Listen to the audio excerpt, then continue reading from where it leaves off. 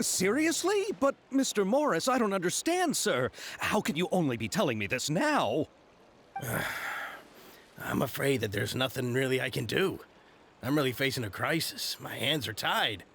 But what about my film? Well, I'm afraid you have to come up with something on your own. Take it from me. Sometimes you just have to let things go. Same goes for this film festival.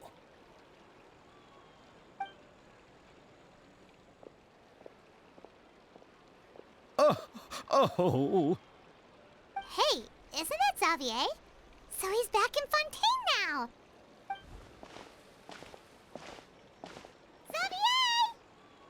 Oh, why, if it isn't the dear Traveler and Paimon.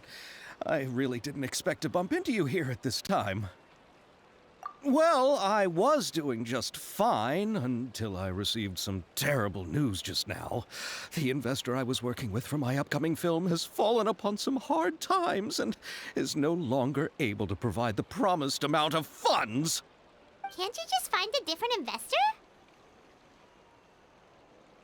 Unfortunately, that's not how it works. We had signed an agreement specific to the Fontanalia Film Festival, stipulating that I cannot work with any other investors until the festival is finished.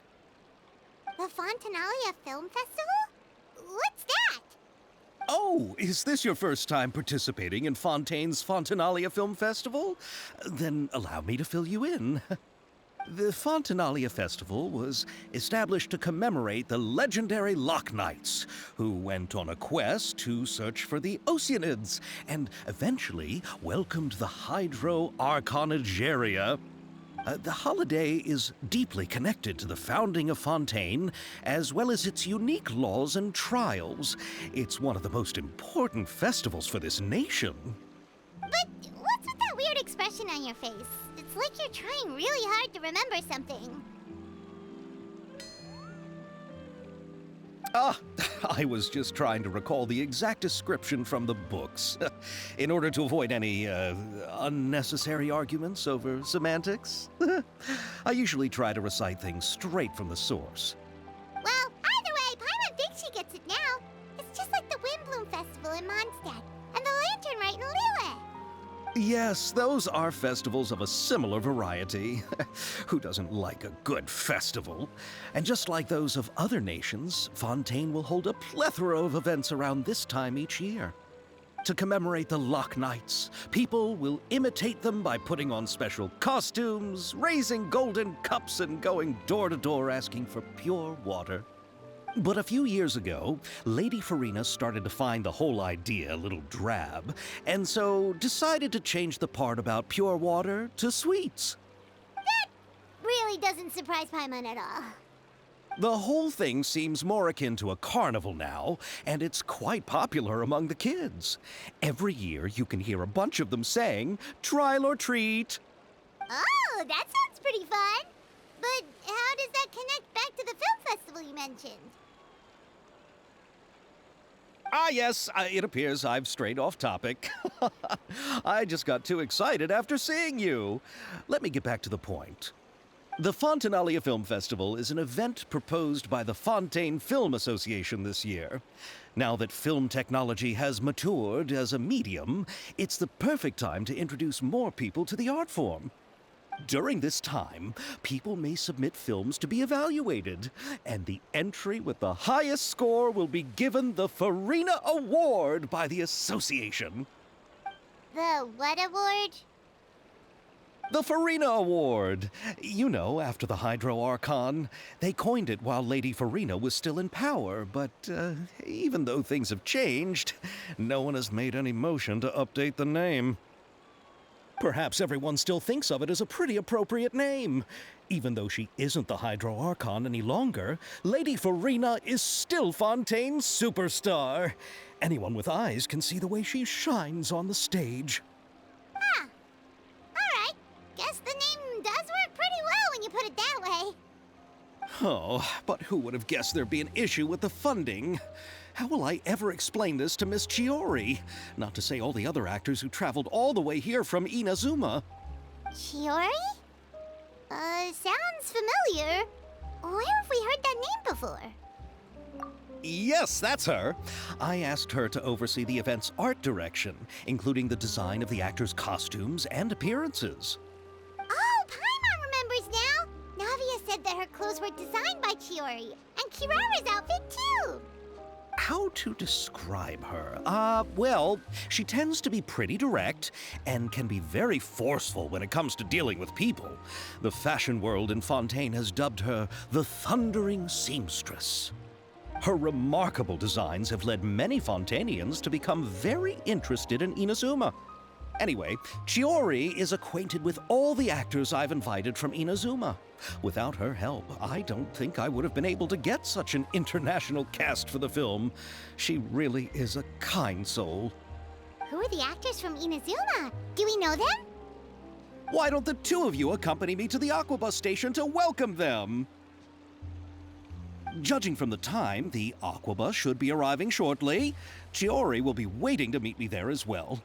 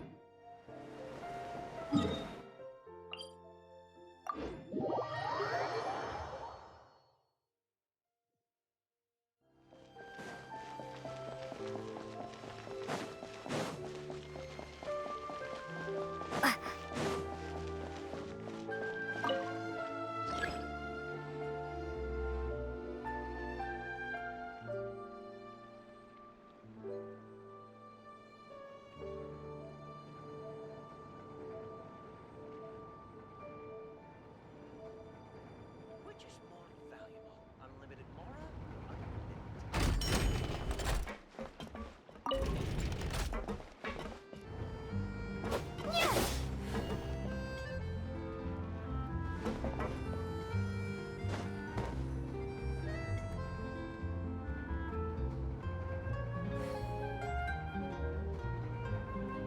Water jet! Feel free to check the Aquabus map and schedule for details. Water jet! Tja. Ha.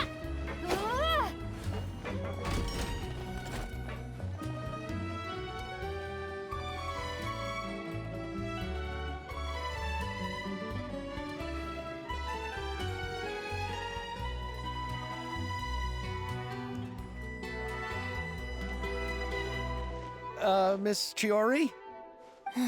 Your talk with the investor sure went fast. The Aquabus hasn't even arrived yet. Oh? And who are they? Allow me to introduce you. This is the Traveler and Paimon. Pleased to meet you. Likewise! We've heard the owner of Chioriya Boutique is a skilled seamstress, so it's a real pleasure to finally meet you in person. Why, thank you. I strove to create an outfit that matched her high social station as the demoiselle. So tell me, what happened? I can tell the conversation didn't go quite as expected. Well, it's like this.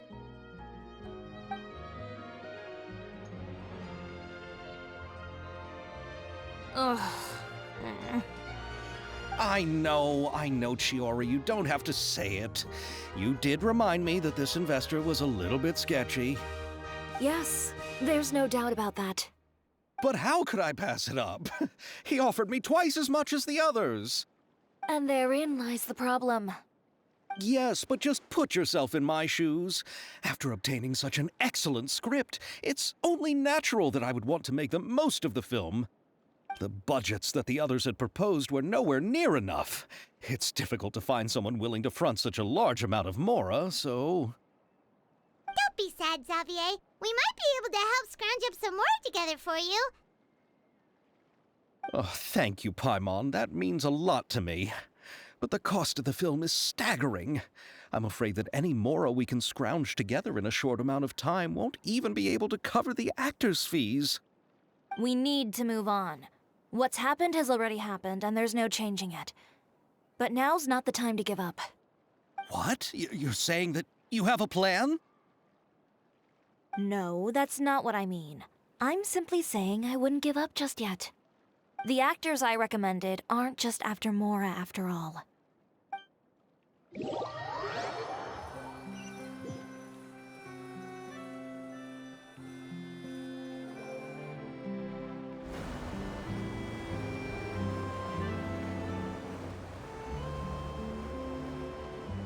Really?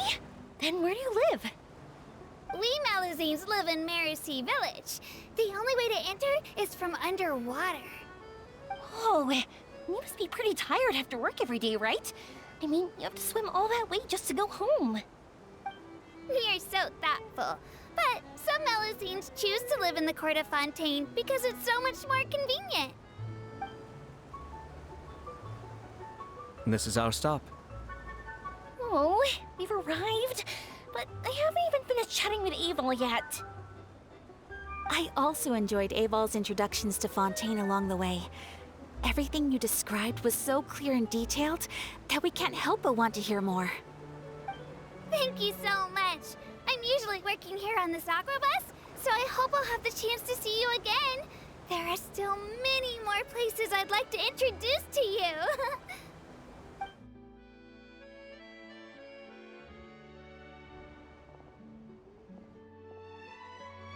Welcome to the Court of Fontaine. Chiori, you sure have changed a lot. This is the first time we've seen you since you left Inazuma. I haven't realized it's been so long. I was in such a rush when I left that I didn't even get to say goodbye. Thank you for extending the invitation, Mr. Xavier.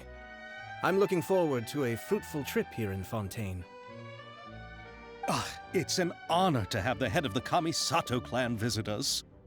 So they're who you meant when you said you had actors coming from Inazuma? Oh? It's the Traveler and Paimon.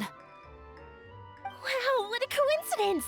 Ayaka and I were just talking about you on the way here. Are you also here for the film? We just ran into Xavier earlier and came over with him. But I'm not an actress. Sir Kamisato and Lady Ayaka are the real actors here. I'm just tagging along with Ayaka to have a good time together. About that, I mean, how was I supposed to contact you when I was making preparations for the film? I figured you were probably busy, and I didn't want to disturb you. So I could only keep you in the back of my mind while I sought other actors to play the lead roles in the film. I had been thinking about a surprise reunion with you during our trip here, but you still managed to surprise me first. Oh, so you all know each other already! My, what a coincidence! What are the chances everyone could be brought together here like this? Why don't we go to Hotel de Boer and catch up over a meal? I've already made a reservation. Huh? Did you reserve 2 spots for us too? Yes, of course, of course. I'll be sure to tell the boss to serve a few more delicious dishes just to make sure there'll be enough food. Very well. Then please, kindly lead the way, Mr. Xavier.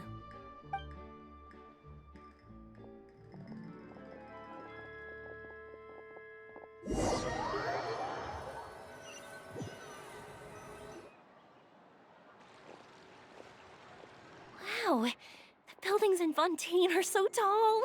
Just look at how big they are. And there's the fountain that Aval mentioned earlier. It really is a magnificent sight. And look at that huge spinning sphere! Where does it get its power? Wait a sec! Could it be one of those clockwork mecha we've heard so much about?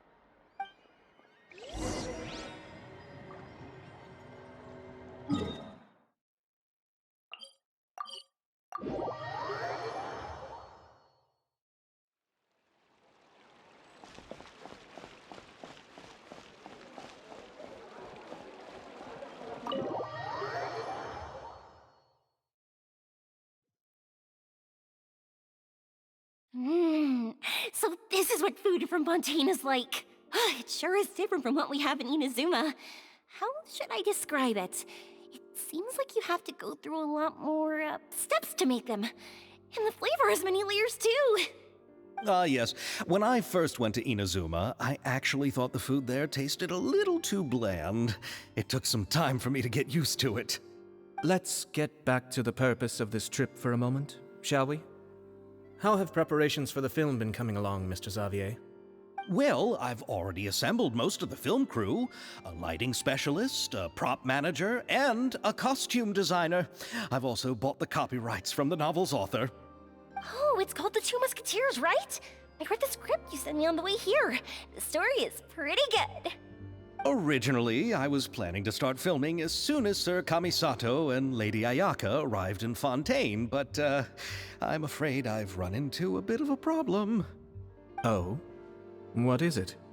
It has to do with the film's investor, Mr. Morris. He suddenly informed me this morning that he's encountered some financial trouble and will be unable to release to me the amount of funding agreed upon. It's said that Fontaine's legal system is well developed. If he has violated the contract, then can't you simply take him to court over the matter? Well, I'm still more concerned about filming. Even if I were to take him to court, I'm afraid it would take months before the case could even be heard. Then, is there a way we could raise funds ourselves to solve the problem? I've considered that option too, but unfortunately, it's difficult to gather such a large amount of mora on such short notice. Besides, we have to consider the film festival's submission deadline.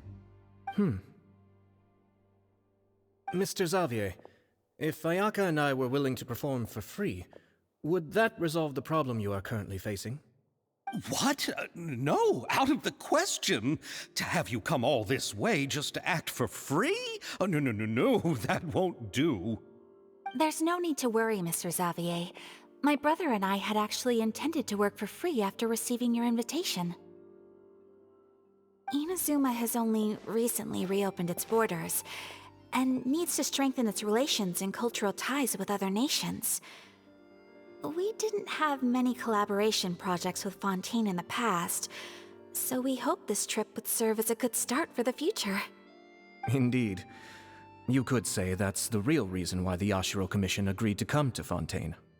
I understand, but having you two act for free just doesn't seem right. Not at all. While we're officially here to conduct a cultural survey of sorts, we must express our sincerity if we want to establish formal cultural ties with your nation. This film will serve as proof of friendly cooperation and cultural exchange between Inazuma and Fontaine. It's my hope that the film can be finished and released as smoothly as possible. If you still don't feel comfortable with this arrangement, I would also be more than happy to be introduced to some other renowned individuals in Fontaine's literary and artistic circles. All right, I'll do as you say. Thank you so much. I'll make sure to cobble together enough mora now, even if it means selling my house, my camera, and every single family heirloom. Come on now, no need to go that far. I'll also help you out as a brand sponsor. Me too! Even though I didn't bring much more to spend on this trip, it's still better than nothing. You are too kind, all of you. I really don't know how to... Ew. All right, enough about that. Now that we have Xavier's savings, my support, and 2 leads who are willing to act for free, I think we will be able to make this happen. So, instead of Mora, you'll help with filming and production. Oh, but how can we help with that? We don't know much about making a film. All right, pull yourself together, Xavier. Tell us if there are still any open positions left among the crew. All right. Let me think. We still need a camera operator, a clapper loader, and someone to manage logistics. I originally wanted to personally serve as director, but I've been too busy working as the producer. So the positions of director and director's assistant will also need to be filled. Paimon knows what the director and the logistics support person do, but what's a clapper loader? The clapper loader is responsible for using the clapper board to record and organize the information of each shot when the camera operator begins shooting. The work requires both patience and careful attention to detail. A clapper board? Oh, you mean the thing they hold that goes clap whenever they start filming? Yes, that's right. Are you interested in that job? For sure! Paimon's always wanted to try that! All right, then you'll be our clapper loader. I can find someone from the store to help with logistics. What do you think, Xavier? Oh, fine by me. As for our camera operator, I was thinking of letting the Traveler take the role. Oh, she's great when it comes to using a camera. Paimon can't even count how many things we've taken photos of during our journey. Yes, that's also what I was thinking. I noticed the Traveler had an eye for photography and composition when we worked together previously. I'm sure that's due to the traveler's journey across Devat and all the places they've seen. After so many adventures, using a camera must be second nature by now. What do you say, Traveler? Are you interested in the job? Thank you. It really means a lot to me. Come on, friend. Let me give you a big warm hug. So all that's left for us to find is a director and an assistant. Oh, me! I want to be the director's assistant. All we need to do is help the director, right? I can handle that. All right, then all we need is a director. Oh, all the well-known directors in Fontaine are probably also busy working on their own films these days. I'm not sure who will have time to help. Oh, Farina helped out a theater troupe recently by serving as an artistic consultant. She could be a good director, right? Besides, it's not like she has anything else to do right now. Farina? Do you really think Lady Farina would be willing to help us with our humble project? Isn't that the name of Fontaine's Hydro Archon? My brother has already informed me about what happened here in Fontaine. Yep, that's her. She helped out a theater troupe not too long ago, and now she's taking up work as a director. Well, Oh, I saw that musical. Her performance was perfect, and the storyboards were also excellent. Don't let her form or identity intimidate you. She's the best candidate we can think of right now. You'll never know until you give her a shot. Fine. You're right, Shiori. I'll do anything for the sake of my film. Anything! Then I'll have to ask the Traveler and Paimon to show me the way to Lady Farina's residence. I just hope she'll agree to help. Do you need us to also come along? No, there's no need to trouble you with this. Besides, you've just arrived in Fontaine, and I'm sure there are many places you would like to visit. Just leave this task to me. It's part of my duties as the producer. Very well. Then we'll be waiting to hear the good news. I'll go with you. By the way, you might want to consider bringing a gift. And don't worry, we won't simply drop you off at Farina's place. We know Farina pretty well by now, so having some familiar faces there should help your chances. Besides, the whole thing was our idea in the first place. All right, then I'll start making preparations. As for the gift... A gift for someone who was once seen as the Hydro Archon. I wonder what she would like. I recall that Lady Farina once fancied a clockwork ring, so perhaps I should get another exquisite clockwork contraption for her. Huh? Can't we just bring some desserts, like the Fontinalia mousse?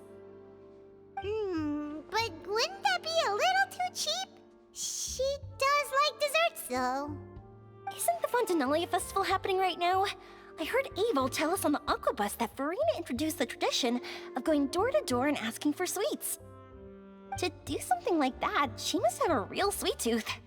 I agree with Yoimiya. If the gift is too fancy, it might actually make her feel more uncomfortable. Alright then, let's go buy some Fontinalia mousse!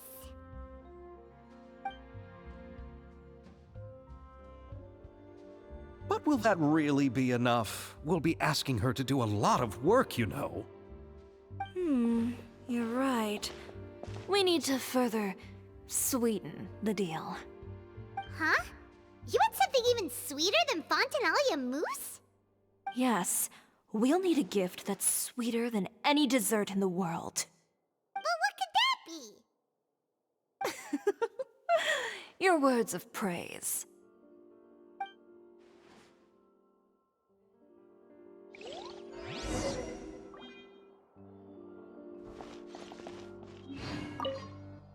You go ahead. No need to worry about us. Oh, I hope Farina will like the gifts we prepared. Oh, and if you still think we should get something else for her, just let me know. I should be able to make some fireworks.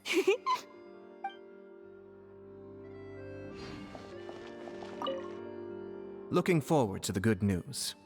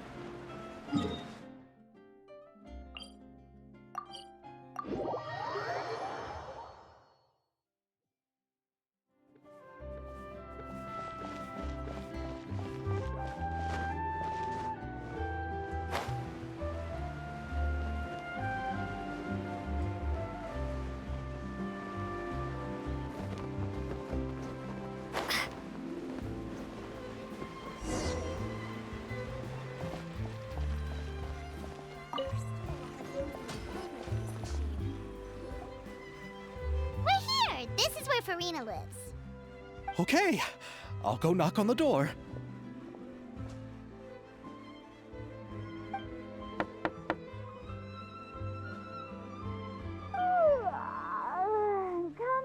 Coming. Seriously, who's knocking before afternoon tea? Huh? Who are you? Lady Farina, please allow me to introduce myself. I am Xavier, a film director. Hello. Oh, is that the traveler in Paimon I see behind you? And who's this? I'm Chiori. Ah, the one from Chioria Boutique. Hello. So, what are you all doing here? Do you need something? Did you just get up, Farina? It's already past noon, you know. Huh?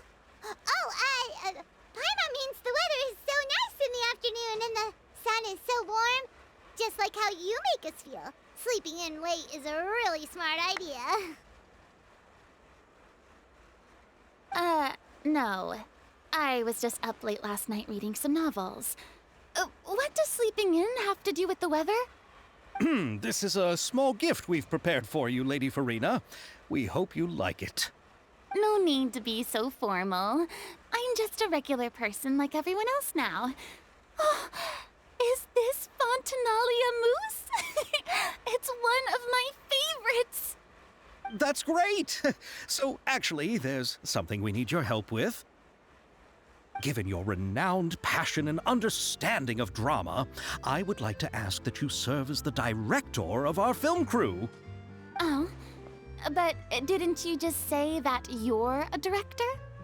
Yes, but for this particular project, I'm mainly working as a producer. Besides, I'm sure that your understanding of the performing arts far surpasses my own, Lady Farina. Are the Traveler and Paimon also part of the film crew? Yep, we sure are. Paimon's the clapper loader and she's the camera operator. Camera operator? That can be a pretty technical job, and it directly affects the final quality of the film. Are you really up to it? No, I'm not questioning your abilities. It's just that I've never really seen you use a camera before. Maybe you can come up with a test for the Traveler and see for yourself. If she can satisfy you with her camera skills, then you'd have nothing to worry about and can join the team. What do you say? You sure are getting better at rolling with the situation, Paimon. Oh, I do wish to see how skilled the Traveler really is with a camera. Alright, how about this? We'll work with what we have. I'll give you some scenarios and see if your work is up to my standards. Very good. It's essential for the camera operator to understand the director's vision. I'll make my decision after seeing your work. Are you ready? I have high standards, you know. Okay, grab the camera and I'll give you a scenario.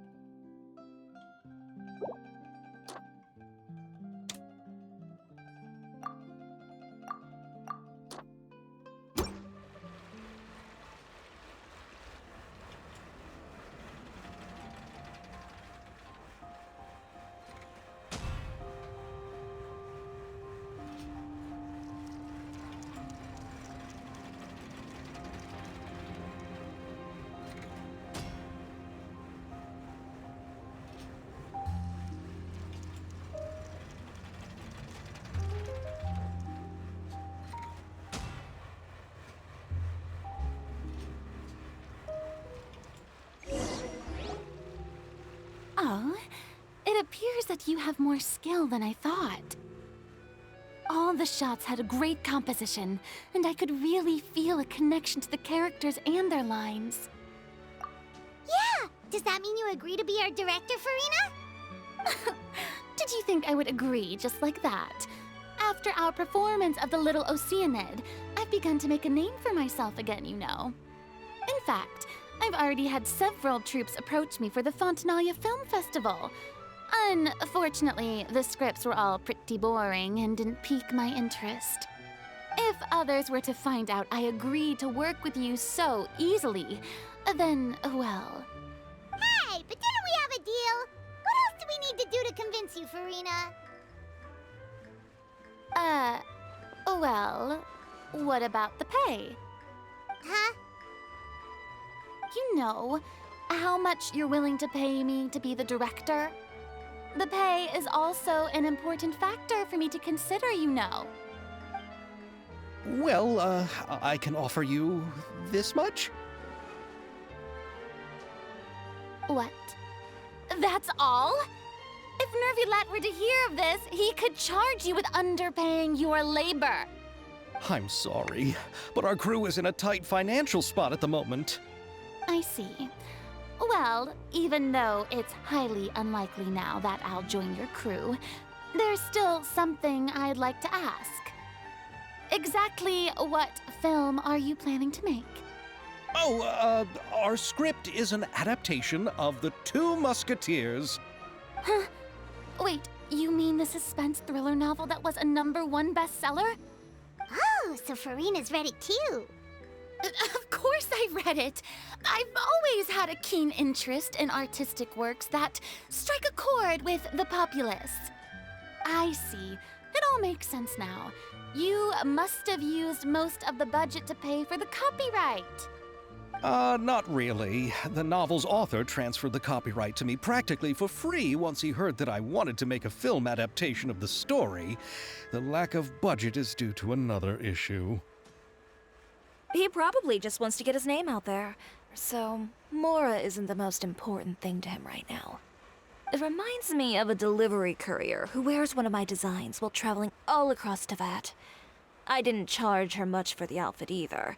The exposure she provides for my brand is well worth it.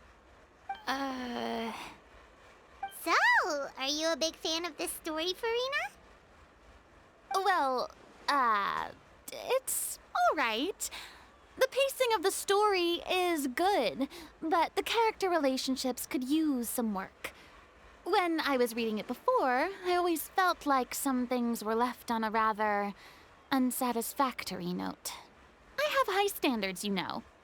Ahem, Mr. Xavier, if, hypothetically speaking, I agree to be the director, how much freedom would I have in terms of script revisions and creative interpretation? As much freedom as you would need. I wouldn't dare doubt the tastes of Fontaine's greatest star. Good. Then I'm free to alter the script as I see fit? Absolutely, no problem.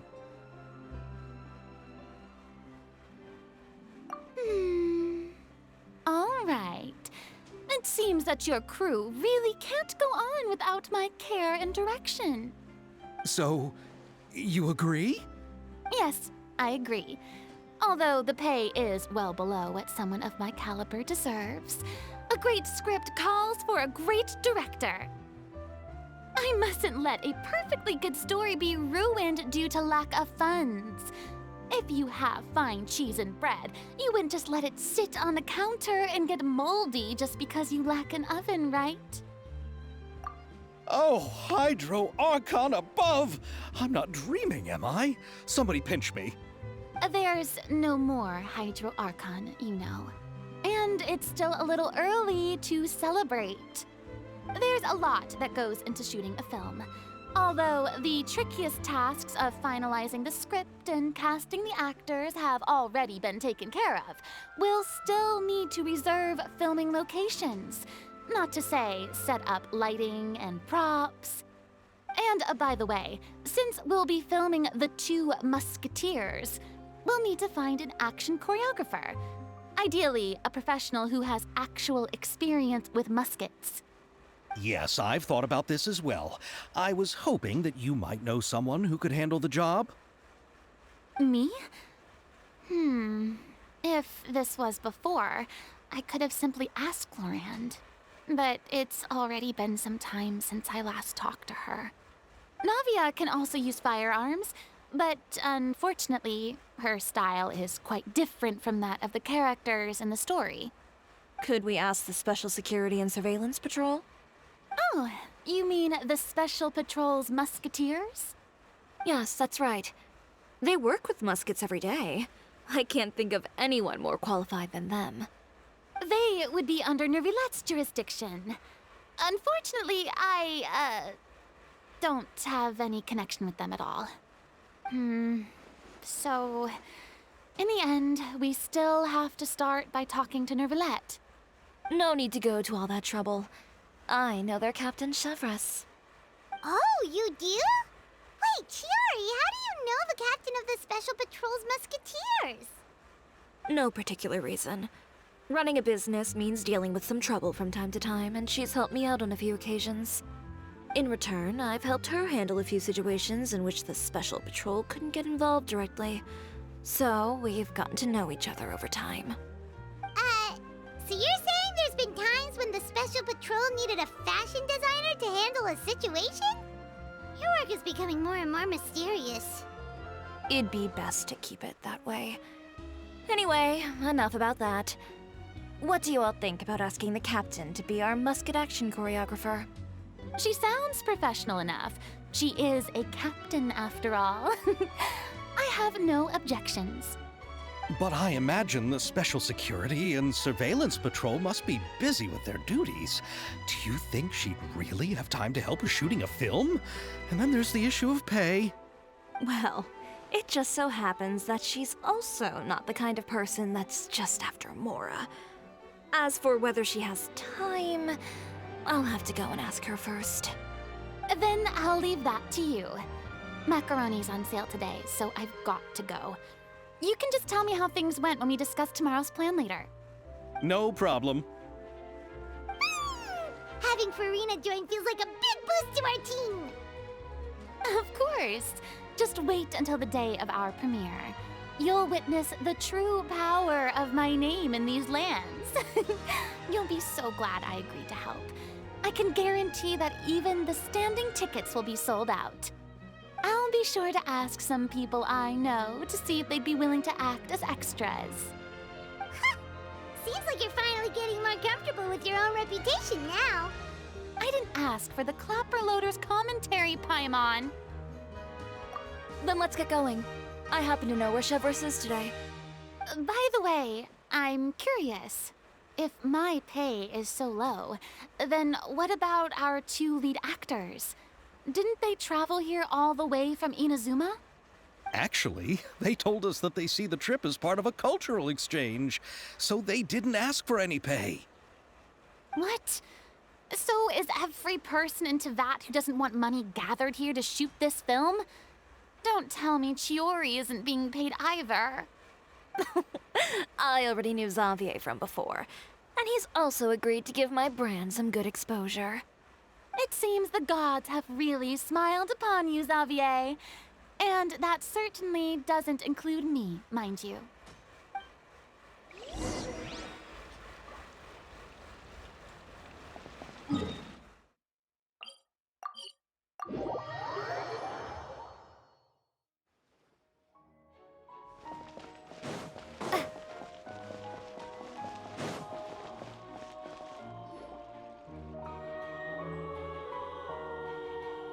All right, this is the place. But where's the captain? There's hardly anyone around here. She's over there. The one with an eye patch reading in front of the newsstand. Oh, her! Paimon could tell there was something different about her. She seems kinda intimidating. Please wait here for a moment. I'll go fetch her. She's working now, so you might not want to get in her way. Working? But isn't she just standing there and reading a novel? Just trust me. Oh, alright, let's see what happens then. Chiori sure is a mysterious person. She claims just to be a fashion designer, but she knows all these powerful people.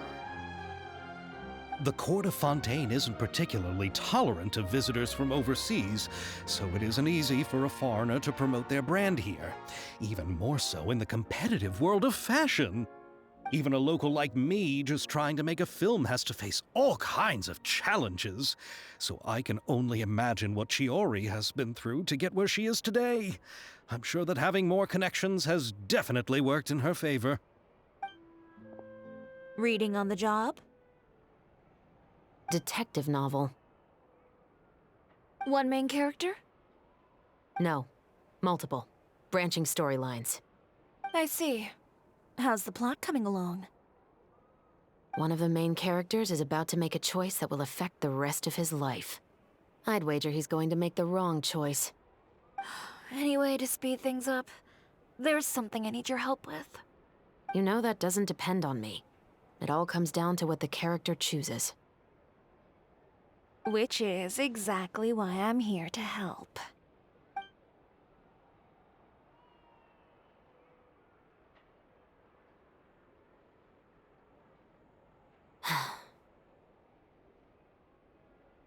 All right.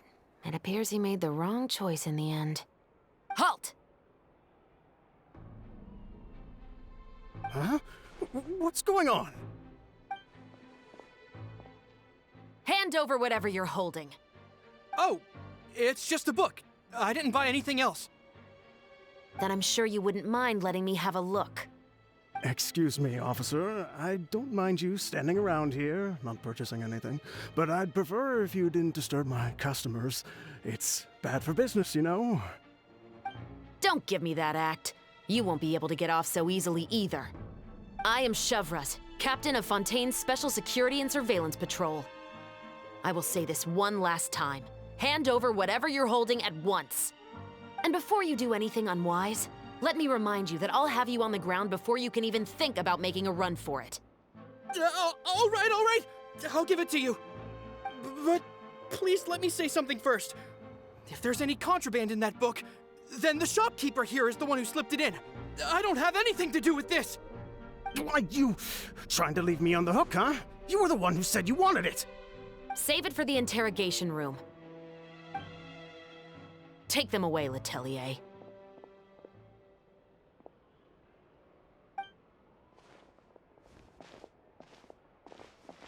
What's going on here? One second you're reading a book and the next you're escorting people away.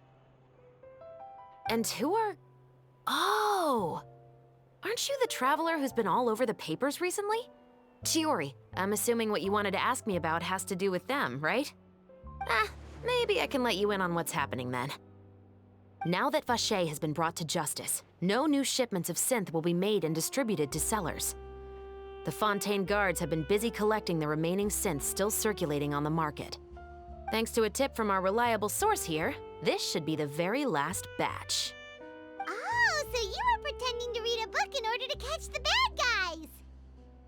Oh, Paimon almost forgot to introduce ourselves. Paimon is Paimon, and this is the Traveler and Xavier. Hey, I'm Chevraz. You probably already heard me introduce myself, so I won't bother repeating it. Yeah, why didn't you make a move as soon as you had the chance? Were you worried that my intel wasn't accurate? No, I wanted to see if the shopkeeper would turn himself in first. All he had to do was come up to me and say that he didn't know where the synth had come from. If he did that, then I wouldn't have had to press charges on him. He had the whole day to turn the synth over to Chevraz. But instead, the moment I came up and blocked Chevraz's line of sight, he took the opportunity to sell it off. Yep, he made the wrong choice, even though the right choice was right there in front of him. But you knew they wouldn't make the right choice. Yeah, I knew. I was just hoping I'd be wrong for once. Enough about that, though. What did you want to ask me about? Oh, you see, it's like this.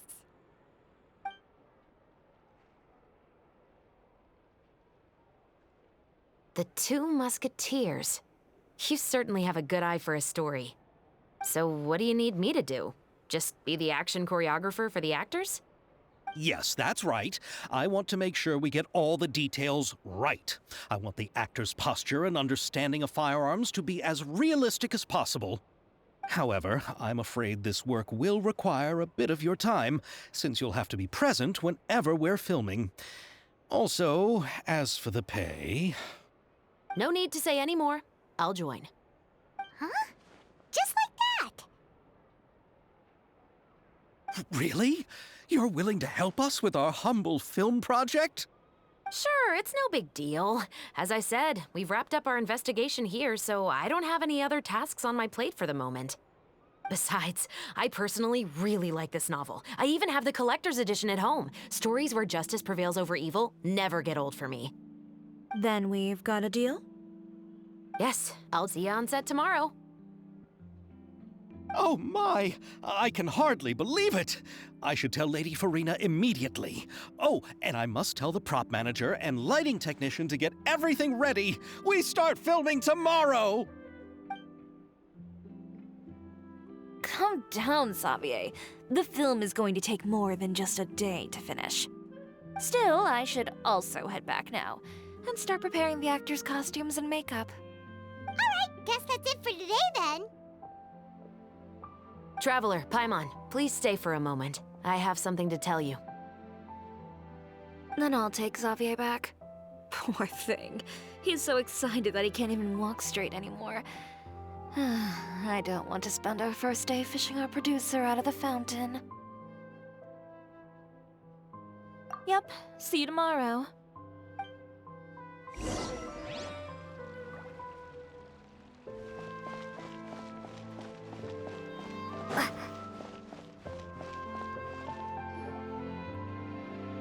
So what did you want to tell us, Chevres? Have you read The Two Musketeers? The story is about a pair of children born into the household of a baron, and their struggle to survive together and take revenge for their mother. They were raised at the baron's estate, where their mother worked as a maid. The two were illegitimate children that the baron had with the maid, so they were never treated well by anyone. One day, upon returning home, they found their mother had been murdered and left dead on the floor. It was quite evident that the culprits were the other members of the baron's household, who never had any kind words to say to them. However, the baron was able to exert his influence and keep the whole thing under wraps. The mother's death was eventually deemed as a suicide, and there was no chance of bringing her murderers to justice. The two siblings decided to flee and someday avenge their mother. Many years later, members of the baron's family suddenly started turning up dead one after the other, all killed by gunshot. A rainbow rose was found on each of the victims' bodies, being the flower that the kid's mother liked best. The baron believed that the mother's soul had come to take vengeance on him, so he lived in fear each day. But it was actually those two siblings who had fled all those years ago. They relied on each other to survive and trained day and night, eventually becoming adept musketeers. They used all of their abilities to collect evidence and clues before executing their plan and exacting revenge on the baron. Their actions let the truth behind their mother's death be known to all. That's quite an exhilarating story. Yep, the baron got what he deserved for his evil deeds, and justice was able to prevail. It was just the kind of story I enjoy. Oh, so is that why you were so willing to join our crew, Chevres? You could say it was one of the reasons. Oh, you mean there were other reasons too? I've read the reports about you. Whether it was at the trials or when you lent your hand to resolve our nation's crisis, you've shown that you've got a strong sense of justice, as well as a great mind for deductions. Yes, you're as sharp as I expected. It seems you've experienced many similar situations before. There's been a recent murder case involving Muskets. The perpetrator's methods appear to be very similar to what is described in the novel. Huh? Really? But Paimon didn't see anything about that in today's papers. The Marechaussee Phantom hasn't yet released any information to the public because the investigation is currently at a standstill. The murderer is extremely cautious. A murder involving firearms? But not that many people use those in Fontaine, right? Impossible. We perform a routine inspection of our firearms and ammo reserves every day. If one of the weapons had been fired, it would stick out like a sore thumb. Besides, I trust the members of my platoon. However... Well, that's all I can disclose about the case today. Huh? What do you mean? I hope you all can go back and get some shut-eye. You can decide tomorrow whether or not you'd like to join the investigation with me. I'm aware this might not be the ideal time to add more to your plate, but the more capable people we have, the better the chances that justice will prevail. Carrying out investigations isn't actually supposed to be our responsibility. Our job is to apprehend the perpetrators. Finding them is really up to the Marechaussee Phantom. You could say I'm taking part in the investigation out of personal interest. I don't want people to see Muskets in a negative way, and also, I'm concerned about the similarity between the crimes and the story. You mean they might be connected somehow? I suspect so. Just to make myself clear, this is not an order, nor is it a deal of any kind. It's a request, nothing more. If you two have any interest in the case after we finish filming tomorrow and are willing to assist me, then I would be most grateful. What do you think, Traveler? Yeah, you're right. Paimon's getting a little tired, too. We've really been hustling all day. You'd better head back and get some rest. It's good to keep a calm mind, especially when you're about to make an important decision. Otherwise, when the moment comes, you might end up like that shopkeeper and not even realize that the right choice is right there in front of you.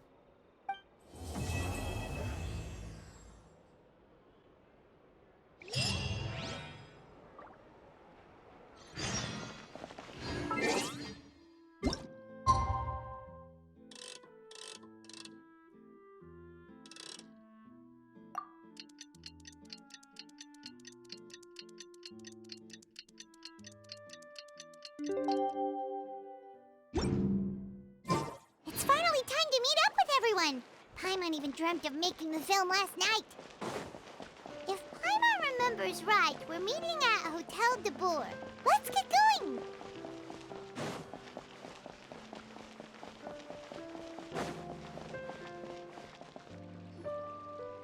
Ayaka! Yoimiya! You're already here! Good morning. Xavier said yesterday afternoon went well. Yeah, and how about you, Ayaka? What were you up to yesterday? After we split up, Ayato went to see Udex Nervillet at the Palais Mermonia. I was originally thinking of going with him, but he said he could manage it himself. He told me to go see the sights around Fontaine and to enjoy the local culture. So I rode the aquabus with Yoimiya and visited the opera house on Aranias Island. Yeah, you wouldn't believe what we saw there! 2 mechanical puppets that were dancing together! You've already seen them, right? Yeah, those two! Amazing, aren't they? We sat and watched for quite a while. It was mesmerizing. Like we could keep watching them forever. Oh, it was the same for us the first time we saw them, too! Afterwards, we went swimming at the beach! Well, diving, to be exact. It was the first time I ever breathed underwater! I held Ayaka's hand and we counted down together. 3, 2, 1, and then splash! We were beneath the waves.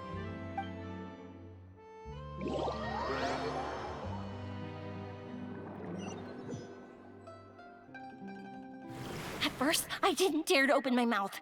But once I couldn't hold my breath any longer, I decided to take a big breath in. Turns out the water wasn't as salty as I imagined. It didn't really taste like anything at all. Before I knew it, I was breathing like normal down there. It was an amazing feeling. Ayaka said I was too nervous and needed to loosen my grip. She got used to everything way faster than I did. I knew that the Traveler could do it, so I had no doubt we could do it too. That helped me feel at ease as soon as we dove in. The underwater world in Fontaine truly is beautiful. I love seeing the romaritime flowers blossoming underwater, like little candles lighting up the streets at night. Yeah, and there were so many creatures that we've never seen in Inazuma. Like those fish that shimmer like a sword blade. Whoosh! Oh, and those big fish that call when they see people. Ooh. Oh, you mean Hunter's Rays and Blubber Beasts. I just love the name Blubber Beast. Just wait till Pops and the others hear about this. They probably won't believe a word I say.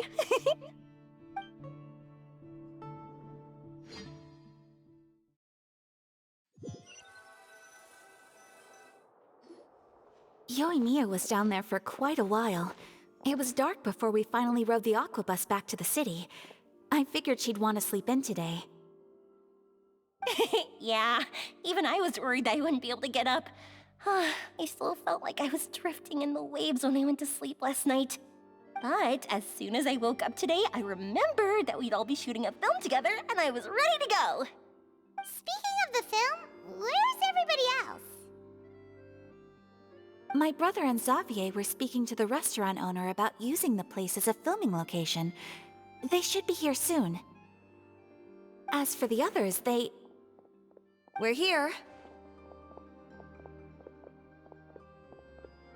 Please excuse my tardiness. I just finished the Special Patrol's 6-mile morning jog.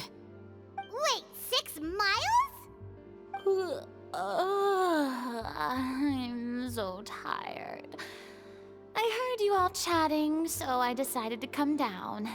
I sure could use some of that endless energy everyone else has. Good morning, everyone. Morning. Can someone fetch me a cup of coffee? More milk, hold the sugar. Sure, I'd be happy to do that for you. No, you can't go anywhere. Please, have a seat over here so I can get started on your makeup. The last thing I want is coffee stains on my costumes. I can get the coffee. It's the perfect job for an assistant.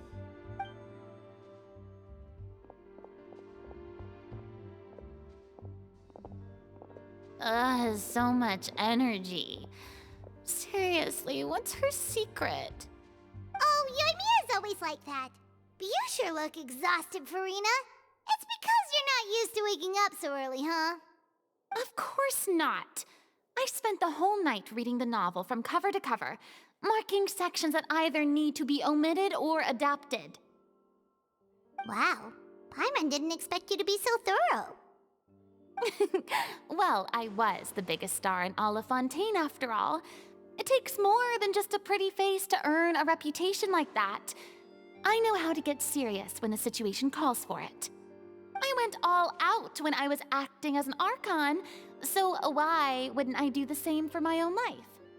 Here's your coffee, Director Farina.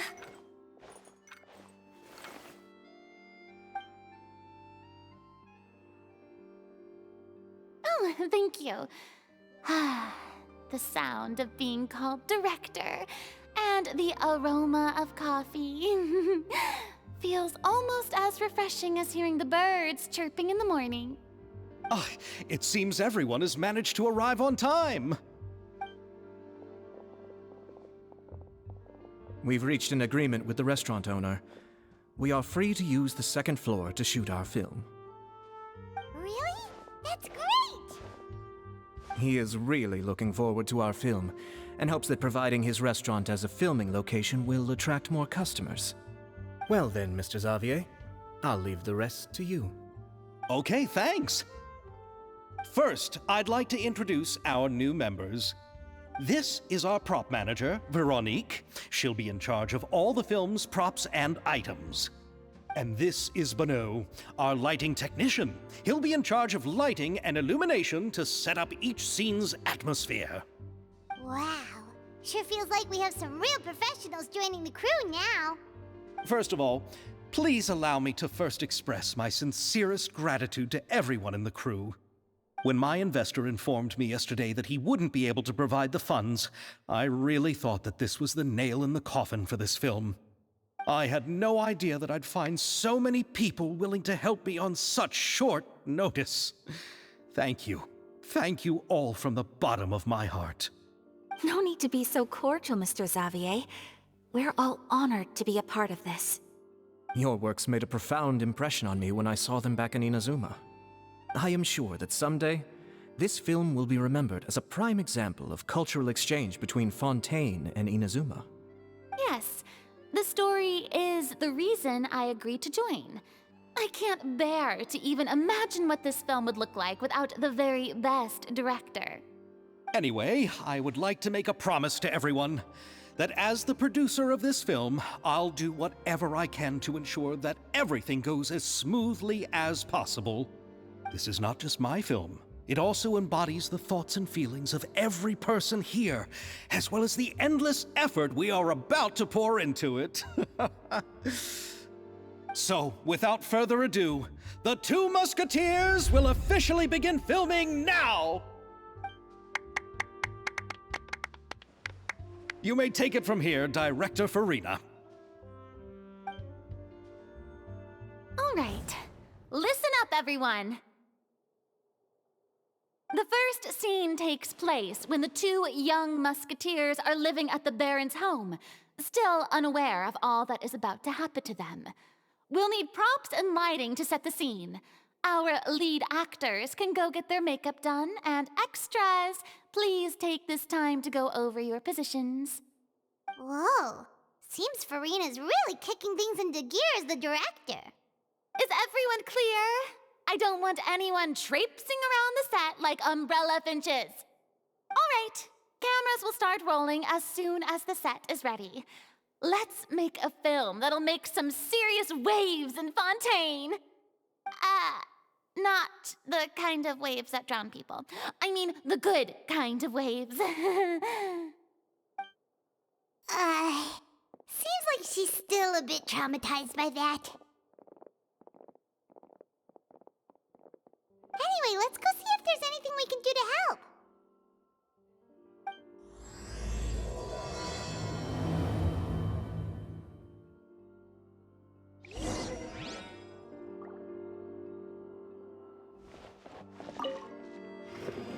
How about here? A little more to the left. You got it. Hey, Yoimiya, do you need a hand? No, I'm fine. You know, doing the lighting is kind of like designing a fireworks show. It's interesting to imagine what kind of atmosphere the lights will create. I heard that the Traveler will be operating the camera and Paimon will be the clapper loader, right? Those roles are just perfect for the two of you. Really? Is that because it'll be easy for Paimon to hold the clapperboard while flying? Well, sure, there's that, but that's not exactly what I meant. I just think that after all your journeys together, you two must have developed a super close bond and just naturally know how to work with each other. If I'm not mistaken, the director will want the cameras rolling as soon as the clapperboard goes clack. Oh, I see. It's amazing to see the magic behind filmmaking. Yoimiya, we need lights over there, too. Oh, on it! I've got to get back to work. Chat with you later. Oh, it's exciting to see so many people working together to bring the film to life.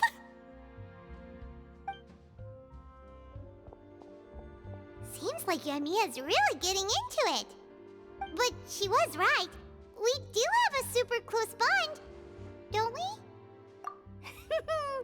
Paimon's really happy to hear that.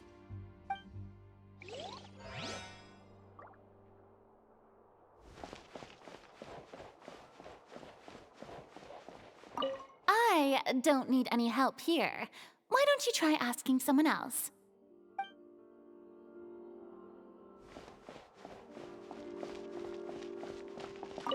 Ah, so this is what a musket looks like. Not exactly.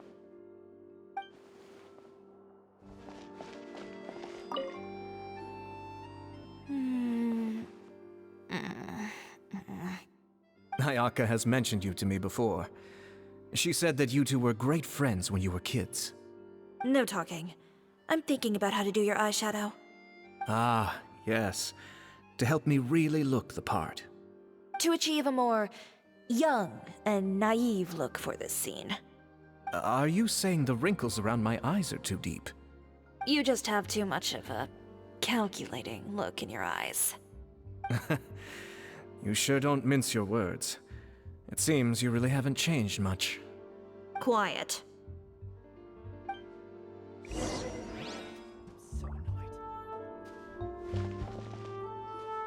So, this is a real musket? No, it's just a prop weapon. Not bad. Have you seen a real musket before? Only in books and newspapers. I made this one based on the relative shape and proportions I saw in reference images. When we're filming, some special gunpowder will be applied around the muzzle, which will help create the flash and smoke effects of a real gun being fired. Which means it'll be up to the actors to portray the recoil. That's right. The sound effects for gunshots will also be added in post-production. Thank you, Veronique. I think I know where to start now. However, the musket's gears and firing pin could still use some work. Adding some wear on the metallic components will make them appear more realistic. Also, be sure to rub the muskets with some oil each time before we start shooting. That'll give the impression that the firearms have been well maintenanced. Good point. You seem to know a lot, Miss Chevres. I assume you use these types of firearms on a regular basis? Yes, I perform routine maintenance on my weapons every day. Just like we as people need to eat and sleep, muskets need to be cleaned and maintained. I also perform similar care for my sword every day, and familiarize myself with its shape and weight, to the point where it feels like a natural extension of my body. Yes, this way, our weapons will never betray us in the heat of battle. Yes, well said. It seems we have the same philosophy on this topic. Oh, sounds like they found a common interest to talk about. Though these props differ from the muskets I use, I can still give you some pointers. Good. I look forward to your instruction. First and foremost, never point the weapon at anyone, regardless of whether it's a real or prop weapon, or whether you're holding it or it's on the table. This holds for any time when you're not actively engaging an enemy. Okay, understood. When aiming the musket, extend your arm so that it's level with your shoulder, and use your eye to look down the weapon's sights. Like this? Not bad. Now, try saying your lines. This is the end of the road for you. Good. Now turn your body a little. That way, you'll give your enemy less of a target to work with. And relax your shoulders. Here, allow me to demonstrate. This is the end of the road for you. Huh. Excuse me, Miss Chiori. Director Farina, there's something I wish to discuss with you. Oh? What is it? Like this? Yes, much better. What do you think? I do see your point. But are you sure you wish to do this? I believe it would be most fitting. Well, if you insist. All right, I understand. Miss Ayaka, Miss Chevris, could the two of you please come over here? Huh? What's going on? Are we gonna start filming now? Let's go see. What is it? I have a question for you, Miss Chevris. Would you be willing to play the role of a musketeer? What? To clarify, I would like to turn over my role to Miss Chevris. But brother... Don't worry, Ayaka. I actually view this as a good thing. I was becoming troubled trying to set aside some time to speak to the staff at the Palais Mermonia. I would like to have some conversations about the cultural exchange between our two countries, and I've heard that the bureaucratic process here can get rather complicated. Now, I will be able to focus on my work. Besides, you also know that I'm not really one for public performances. Are you really sure? From a director's point of view, I also felt like the relationship between the two musketeers in the original story could be improved. The older brother in the story plays the lead role with his overbearing character, but this causes his character to overshadow that of his sister, and the theme of the two supporting and relying on each other isn't conveyed very well. But if we were to change the siblings to two sisters of a similar age, then that aspect of the story might come through more clearly. Also, I've seen you instructing Ayaka. That cold and dignified personality is exactly what we need for the older musketeer. Of course, even with all these insights, the decision should still be made by Miss Chevris. Chevros mentioned that she really likes the story, right? Paimon bets that she'll take the role. All right, I'll take the role. Good. It's decided then. I'll get started on making edits to the script. We'll also need to make some immediate adjustments to the lighting, props, and costumes. I have a feeling that our adaptation will be even better than the original story. You're doing a great favor for me, Miss Chevris. You have my gratitude. Don't mention it. I like this character, so if anything, I should be the one thanking you. Well, since my brother is the one who brought up the idea, I suppose there's no need to worry. Let's go, Miss Chevris. I look forward to working with you. Please, just call me Chevres.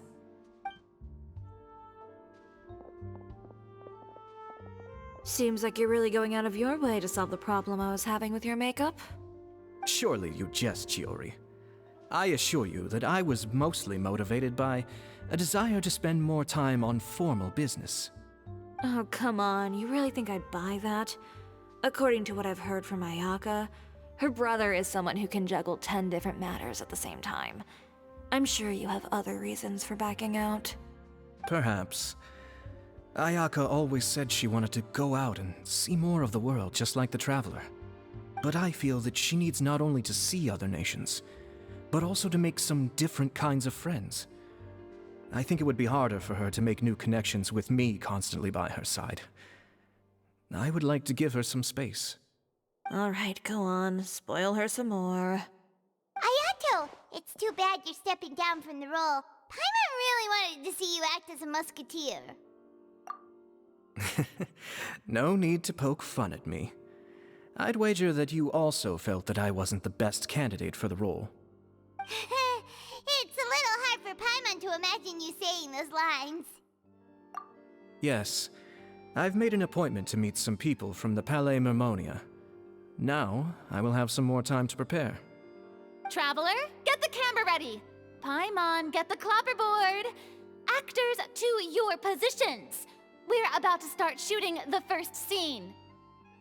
Go on now. And please take good care of Ayaka. Yep, don't worry. Thank you. I look forward to seeing the film when it's finished. All right, now that we're all here, let me help set the scene for everyone. The first scene takes place when our two main characters are still living at the Baron's estate. They've been ostracized and verbally abused by others in the household, but they still have no idea why. We want to capture how naive and innocent they are despite their pain. Chevres will be playing the role of the older sister, Tulip, and Ayaka will be the younger sister, Iris. Be sure to get close-ups of the main characters at the right moment. Silence on the set!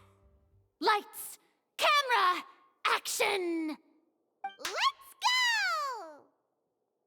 Tulip, Mother's been out for quite a while now. Perhaps she went to pick some flowers on the way home. You know how she loves flowers. Iris, Tulip, I'm home. Mother!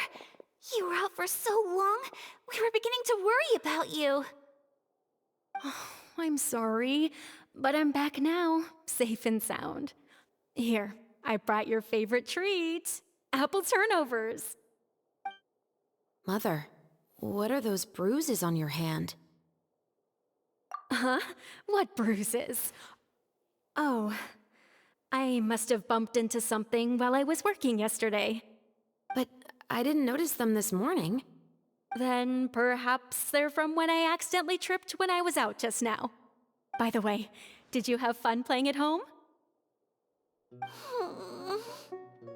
What's the matter, Iris? Well, we've realized that no one really wants to play with us. They even took Iris's doll and spat at us. And they even called us names. They said we were... Shh. It's all right. Don't worry. Girls, listen to me. It doesn't matter what anyone says. Don't listen to them. No one can define you with such words. You both have wonderful lives ahead of you. Just like your names. You will both blossom like beautiful flowers. Maybe your time to blossom hasn't quite come yet, but one day, you two will bloom more beautifully than anything else. Don't let the soil you're in now ruin your future beauty, understand? My dear daughters. And cut! Not bad. The actors' emotions were all on point. Let's keep that take. Also, if our clapper loader could avoid shouting at the start of the scene next time. Oh, got it. Great. I was a little worried that my nerves would get the better of me. What about you, Chevros? I felt fine. The lines weren't too difficult at all. Seems like Farina must have adapted the role nicely. You two were great. I couldn't tell it was your first time acting in a film. You should have more confidence. Thank you for your encouragement. Positions, everyone! We'll move on to the next scene after we try a few more camera angles.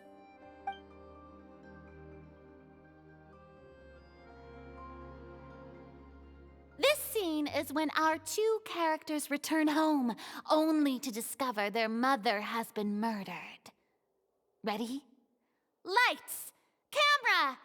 Action! Mother, we're back! Mother?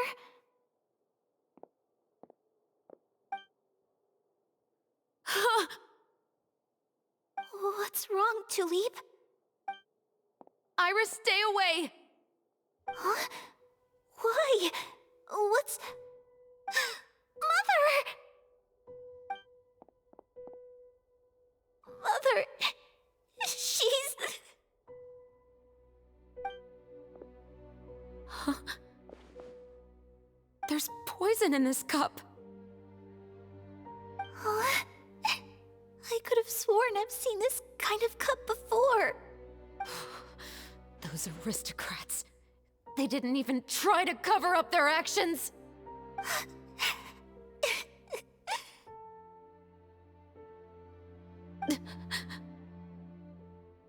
Iris, we need to leave this place. Leave? But now that Mother is gone, where can we even go? Anywhere. All I know is that we can't stay in this house. But are we just going to let them get away with this? We'll have our revenge, I promise you. Just not right now.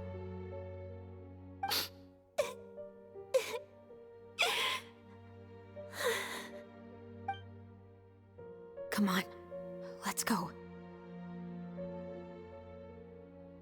No, wait. We can't just leave Mother here like this. At least let me leave this rose with her. That's why we went out in the first place. To buy her this flower. All right. Goodbye, Mother. We'll avenge you.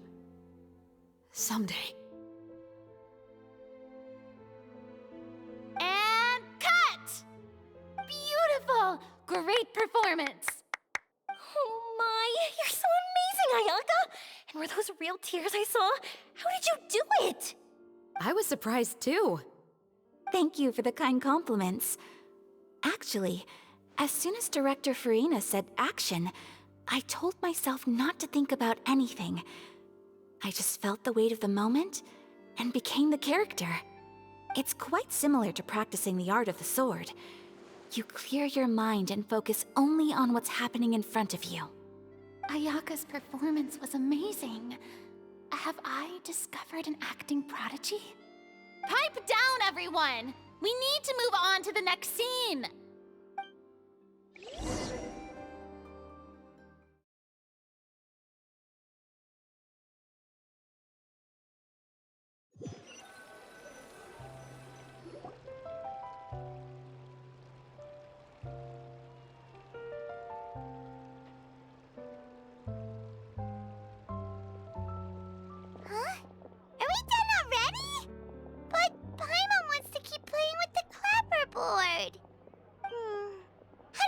Traveler. Is your arm sore from holding the camera all day? Good work, you two. You too, Chevros. You were quite the actress today. I've read this novel many times before. I have a good grasp of my character's mindset. Anyway, do you remember my request from yesterday? Oh, right! We were having so much fun that Paimon nearly forgot! You have a case where the murders seem really similar to the cases in the novel, right? So, how are they similar exactly?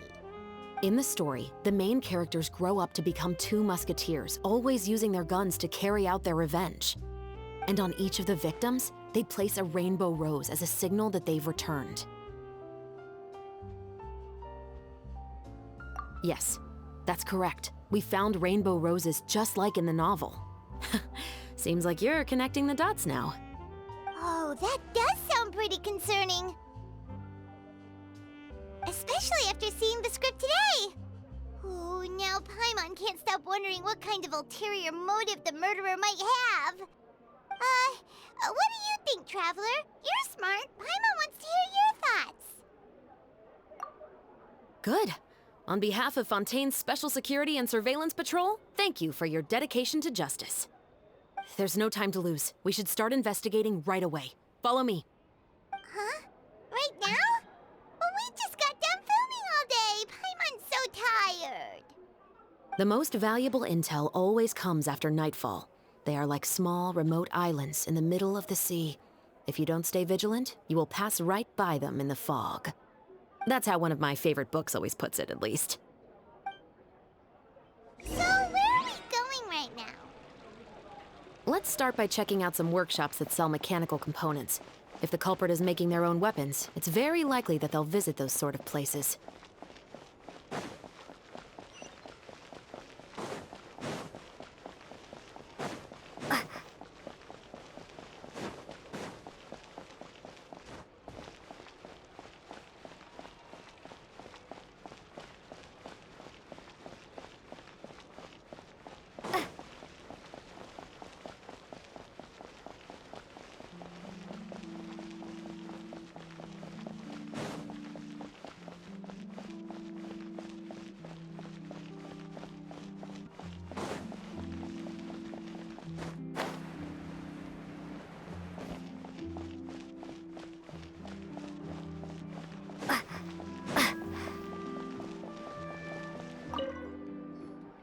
Welcome to Le Show's Clockwork Workshop. How can I help you?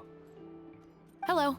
I'd like to know if anyone has purchased some special components lately. Special components? Sorry, could you be more specific?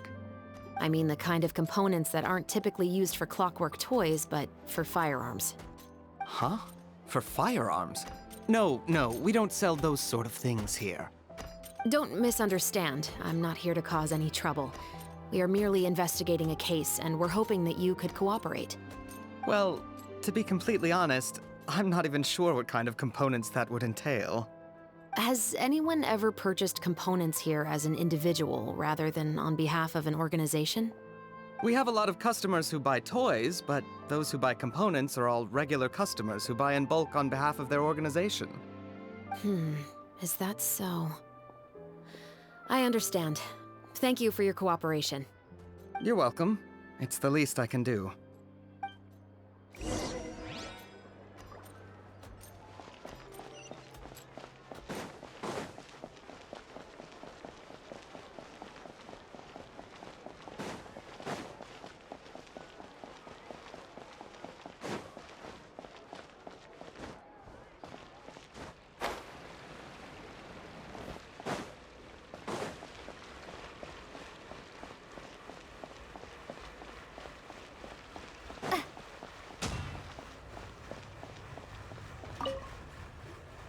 Oh, hey, Chevris. Run out of oil for your musket again? Hello, Estelle. I want to know if anyone has come to your shop recently to order some firearm components. Oh, is this another case? Let me think. I don't think so. Some people have requested that I make some prop guns for the Fontanalia Film Festival, but I refused all of those requests. Oh? Why's that? Because there's no profit! I only make things here that can do some real heavy lifting. I don't have the energy to make some new molds just for the festival.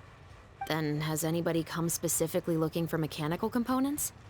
Well, I usually sell off my scrap to the Fleuve Cendre. I don't typically give them to one specific person. I understand. Thanks for your cooperation. Don't mention it. Always happy to have the Musketeers' patronage. Seems like we haven't found any leads to go off yet. Yeah, unfortunately. All right, let's head to Fliv Sandra next. Huh? Are you sure? People might not be so thrilled to see the captain of the special patrol there. You think so, huh? Then I guess you don't know. Huh? Know what? That I grew up in Fliv Sandra.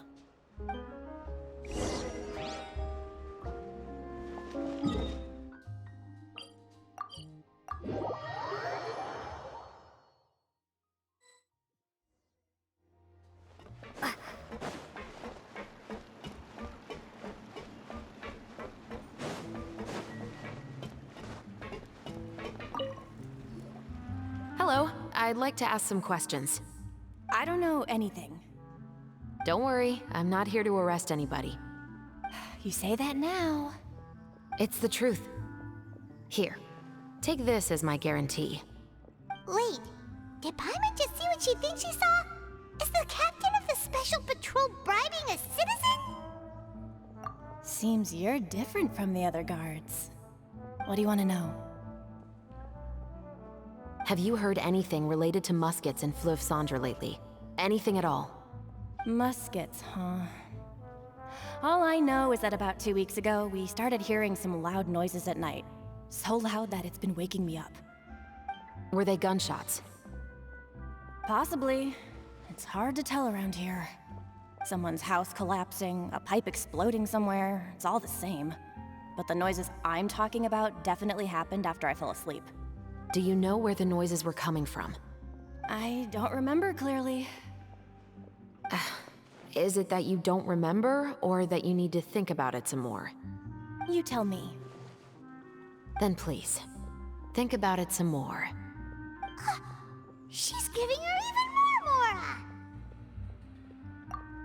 The noises came from the end of the Southern Waterway. I came out and had a look for myself when I wasn't sleeping well, but I didn't dare get too close. That's all I know. All right, I'll take your word for it. Thanks for the pâte de fruits.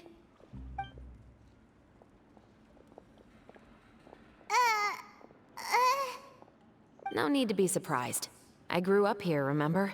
I know how to get people around here to talk. Seems you catch on pretty quick. Now then, let's keep going.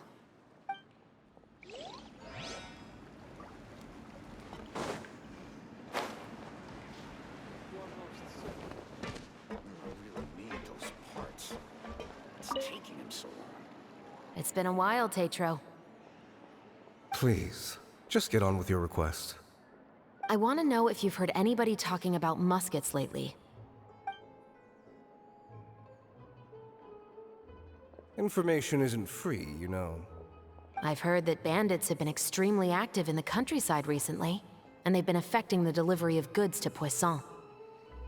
I can allocate some more manpower to help out with that problem. What do you say? You're still as helpful as ever. One of our men got drunk at dinner about a month ago and lost his gun. 3 days later, it turned up in the corner here.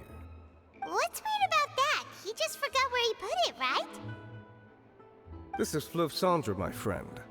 Anything of value left in the tavern won't ever make it to the next day. But that gun turned out to be an exception. It didn't get any new wear and tear on it, and didn't even appear to have been fired. We were quite mystified as to what could have happened. I suspect it came back because the weapon was already known to the guards. You mean, a criminal was afraid the Marechaussee Phantom would use the shot marks to track them down? Maybe. But if that's the case, the culprit really took great care to avoid getting caught. I didn't say anything about a criminal. In Fliv Sandra, knowing who was killed is as easy as knowing what clothes you're wearing today. It's the guy living in the East Side, isn't it? I've never liked him. Every time he's here, he just orders a drink and sits there with a nasty look in his eyes. So, who was the one who lost the gun in the first place?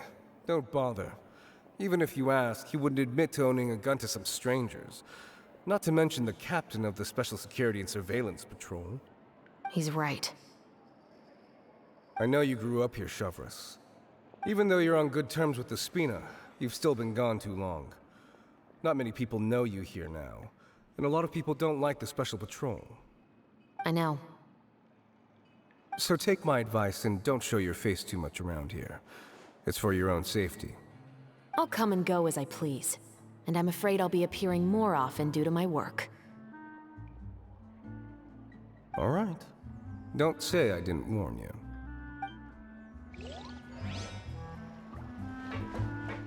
I guess I'm finally on the right path.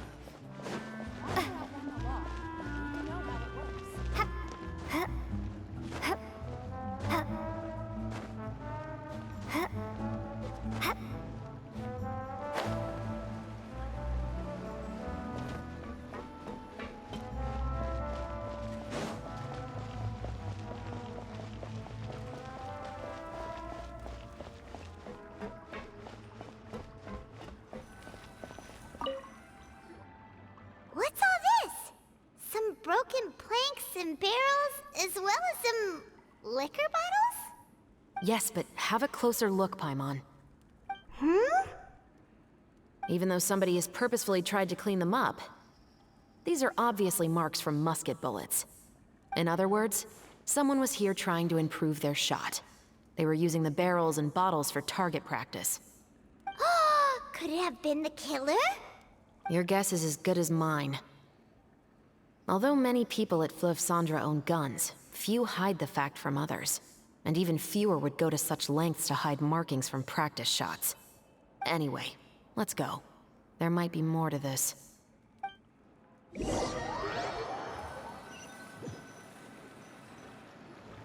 Seems like that's all we'll be able to uncover for today. Paimon feels like we managed to learn a lot more here than up on the surface. Yes. Assuming that everything we found is indeed connected to our suspect, then their timeline was probably something like this. A month ago, our suspect found a gun and took it home to disassemble it. Once he'd figured out its mechanics, he brought it back. In the following weeks, he used some parts to create his own makeshift musket, and took it to the Fleuve Cendres for target practice. Then, a few days ago, he found his target and carried out the murder. Once the deed was done, he left a rainbow rose on the body, just like the scene in the novel. That all makes sense to Paimon, but we're still no closer to figuring out the killer's identity. The deceased was a resident of Fleuve Cendres. It's said that he was a poor, solitary man. Yeah, that's also something I'm trying to figure out. If we are indeed following the novel, and there's a story behind the murder, then this murder should be an act of vengeance. But according to our investigation, the deceased didn't have any enemies. He was no saint, but no one's heard of a rival who hated him enough to shoot him dead, much less care to leave a rose on his body. What message is the killer trying to convey, and to whom exactly? We've thoroughly investigated that possibility. He claims to have spent the whole day at the Opera House on the day of the murder, and the staff there have confirmed his account. Okay, so he has an alibi. Not only that, he lacks a credible motive as well. He has a family of his own, and both of his parents are still alive. I've looked into his records. He was adopted at the age of 6, and all the proper procedures were followed. There are also records of him at an orphanage before then. In the story, the mother of the 2 musketeers was murdered after the children turned 10. Of course, he could have changed the children's ages, but I don't want to assume anything without evidence. More importantly, I've also had a chat with him in person. He didn't seem like the kind of person who would pull the trigger to kill a man. Then, what should we do now? We have all this new information, but it doesn't help us move forward. Investigations take time. I didn't expect us to catch the culprit in just a single day. How about this? Let's spend the next few days filming with the crew. We can continue the investigation once we're done with the film. I'm sure that given time, new leads will present themselves. Wait, but weren't you saying intel is like small, remote islands in the middle of the sea just a moment ago? Wouldn't you just miss them if you were to stop looking? Ah, but the book had more than one reference to the islands, Paimon. Oh? What else did it say then? As long as you spend enough time sailing through the fog, you'll eventually come across an island.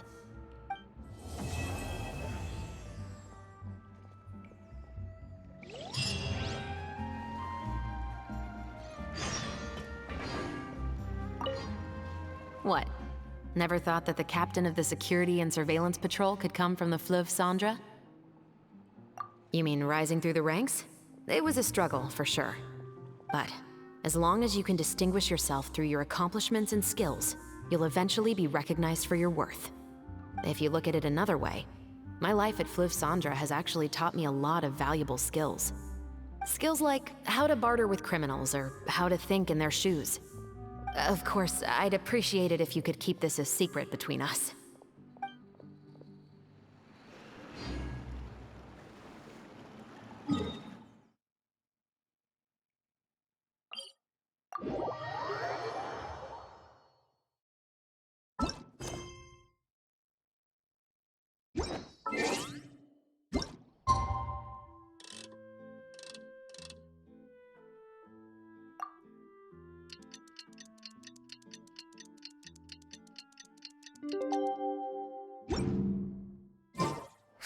It's filming time again! Our schedule is jam-packed for the next couple of days, too. We've got so many different locations and sets to cover. Anyway, let's head out and meet up with the others.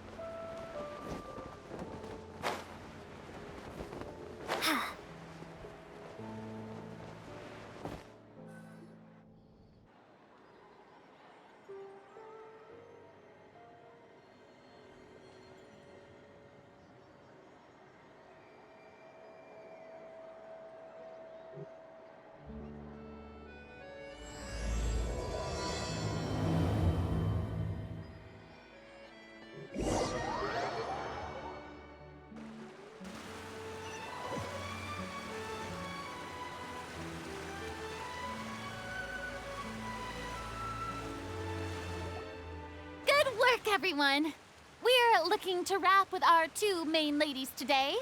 I can already smell our success. What do you mean, looking to wrap? Oh, aren't you the expert now? This upcoming scene is the two Musketeers' final confrontation with the Baron.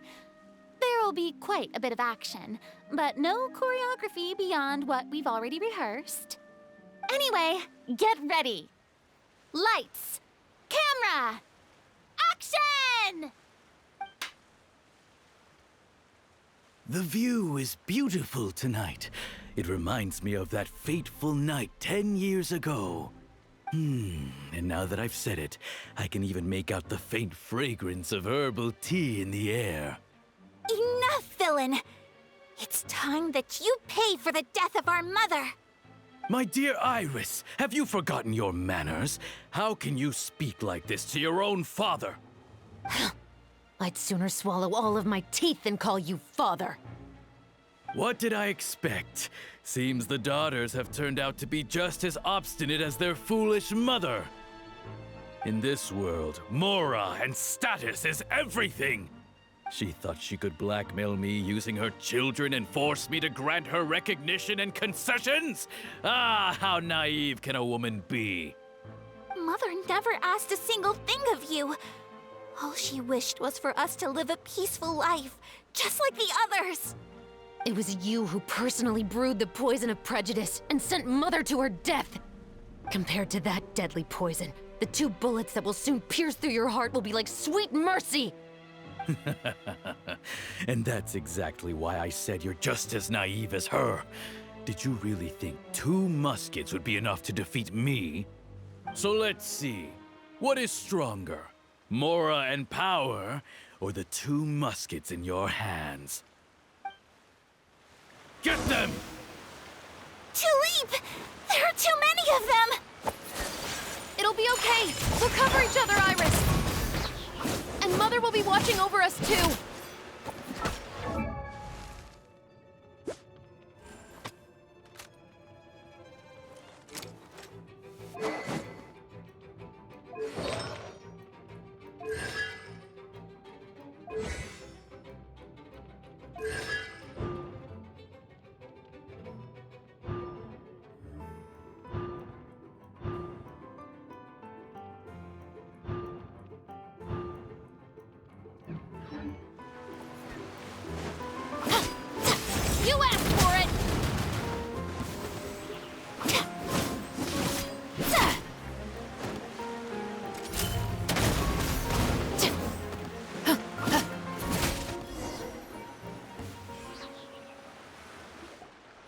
You've lost. To think I'd lose to my own 2 kids. We are no children of yours, and we'll never call that place our home. Then tell me, what did you do all this for? You lost your mother, and will soon kill your father as well. What will you gain in the end, other than sentences for your crimes?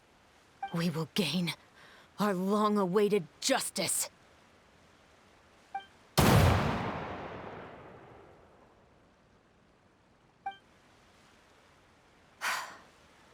It's over.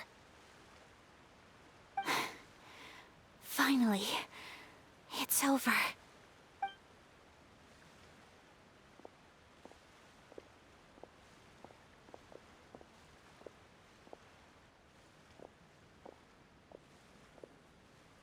So, where will you go now, Tulip? I'm not too sure, Iris. Maybe somewhere with lots of flowers?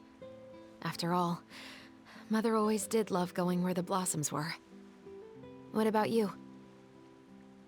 I want to go visit Mother's grave. Yeah, that's not a bad idea.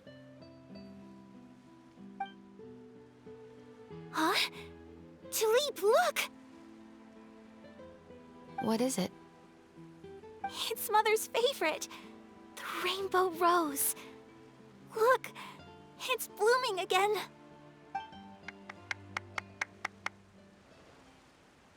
Excellent! That was beyond mesmerizing. Even I didn't expect this scene to go so well. And we got it in a single take. All right, everyone. We've got a wrap for Tulip and Iris. Congratulations, Ayaka and Chevrolet! Thank you. I didn't expect our parts to wrap so quickly. I wish I could savor the experience for just a bit longer. Paimon totally understands. Paimon's not ready to say goodbye to the clapperboard either. Filming has really been a lot of fun. You were great too, Chevrolet. The way you said, long-awaited justice. It gave Paimon chills. That is indeed my favorite line in the whole book. I still remember trying to act it out in my room the first few times I read it. Whoa, Paimon would have never guessed you're that type. Who doesn't like stories where the guilty are punished and justice prevails over evil? Don't forget, I'm the captain of the Special Security and Surveillance Patrol. Captain, I have something urgent to report. Please excuse me, everyone. I'll be back in just a moment. It's okay, don't worry about us.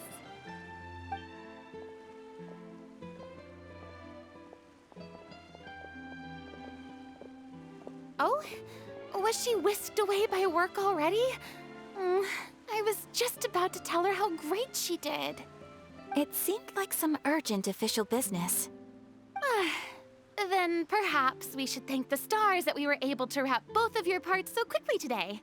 Switching around the filming schedule would have been a real pain. Anyway, I actually came over to let everyone know that we're all done for today. You can go home and get some rest. And one last thing, Miss Ayaka. Your acting skills today were immaculate as always. Are you sure you won't consider taking up full-time acting? See, I just happen to know this great troupe that's still looking for a lead actress. Thank you for your kind words, Director Farina. Unfortunately, there are still many matters that I have to take care of back home at the Yashiro Commission. I cannot remain in Fontaine to pursue an acting career. Nevertheless, I will make sure to treasure this incredible opportunity in my heart. Oh, that's a shame, but I understand. Just let me know if you ever change your mind. I believe it's also about time for me to take my leave. But hopefully I'll see you on set over the next few days. Even though my part's wrapped, I'd still like to swing by and help out the crew. See you tomorrow, Traveler and Paimon. Yep, see you tomorrow! Well, what should we do next? Maybe we'll go investigate the case some more with Chevrolet today. Traveler, Paimon, please come with me. Huh? Where You could say that our ship has finally chanced upon one of those small, remote islands of intel.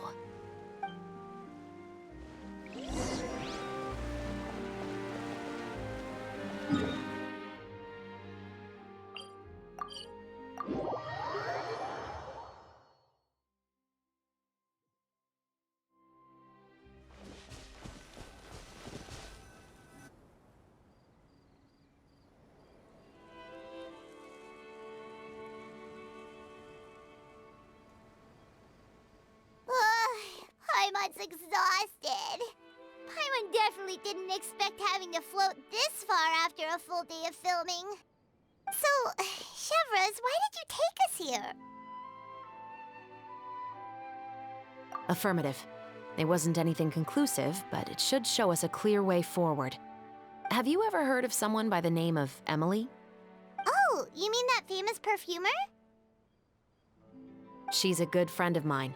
She's lent me her aid several times in the past to resolve some difficult cases. After I discovered the rainbow rose at the scene of the murder, I sent it to her. After all, she's probably the foremost expert on flowers and scents in all of Fontaine. And then? There was nothing remarkable about the flower or the trace amounts of soil left on it. But according to Emily, the rainbow rose left by the killer was derived from a very rare cultivar. Huh. Paimon didn't know that there were different varieties of rainbow rose. Paimon just thought they grew everywhere in the wild. Flowers that are deliberately cultivated will always show some different features from those that bloom in the wild. We already knew that the rose left at the scene belonged to a special cultivar, but with Emily's expertise, we were able to pinpoint the place where it was first picked from. Oh, Paimon gets it now. So whoever first planted that rainbow rose was probably the killer. Precisely. And after we checked what we learned against some sales records from the past, we discovered that there's only one person in all of Fontaine who could grow and sell this specific cultivar. Really? And who is it? It's the novelist. But didn't you say he had an alibi?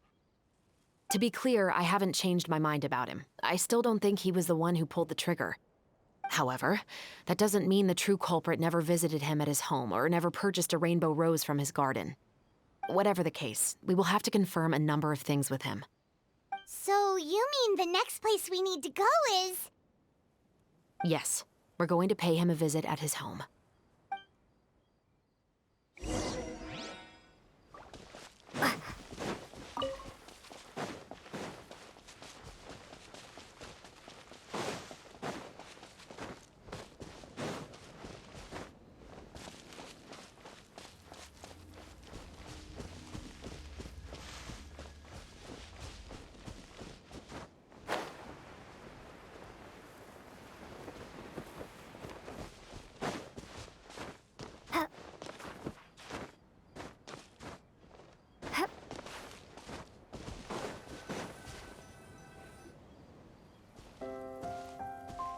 That should be his house.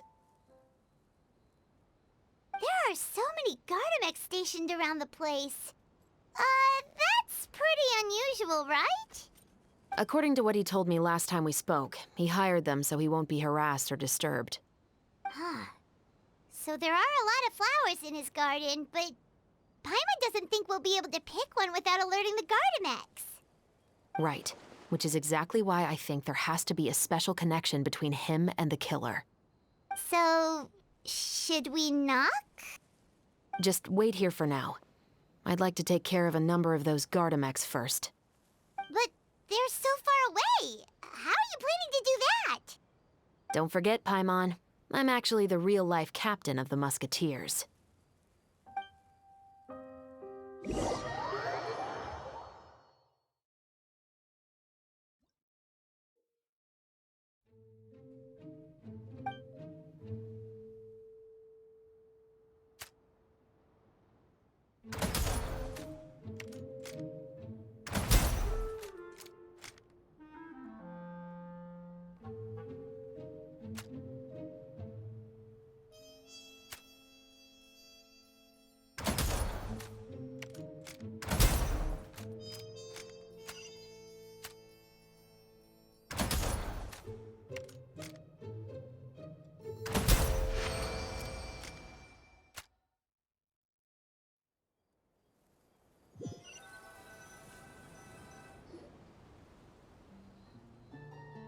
All clear.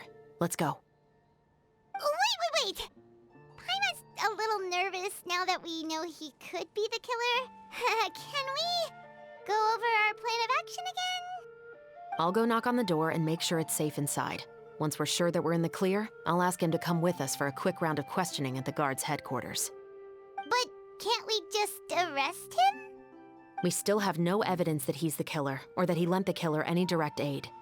Still, it would be appreciated if you could pick a rainbow rose from his garden for me while I'm talking to him.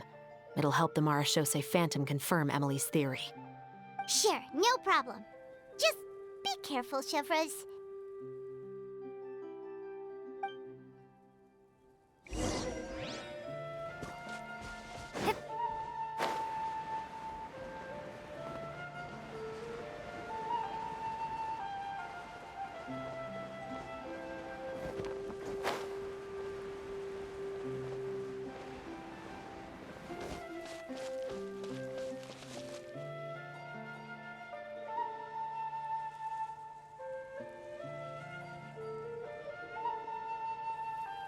Excuse me, Mr. Baptiste, are you home? Who could it be at this hour? Oh, it's you, Officer Chevreuse. Would you mind accompanying me to the guard's headquarters, Mr. Baptiste? We would like to ask you some questions about a case. Oh, is it still regarding the murder case from before? I cannot confirm or deny that at this time. So it is then. Listen, I need you to come with me, Mr. Baptiste. Miss Chevreuse, I'll save you the trouble. Oh, and you two over there? There's no need for you to pick my flowers either. It's not time for them to bloom yet. Oh! Okay.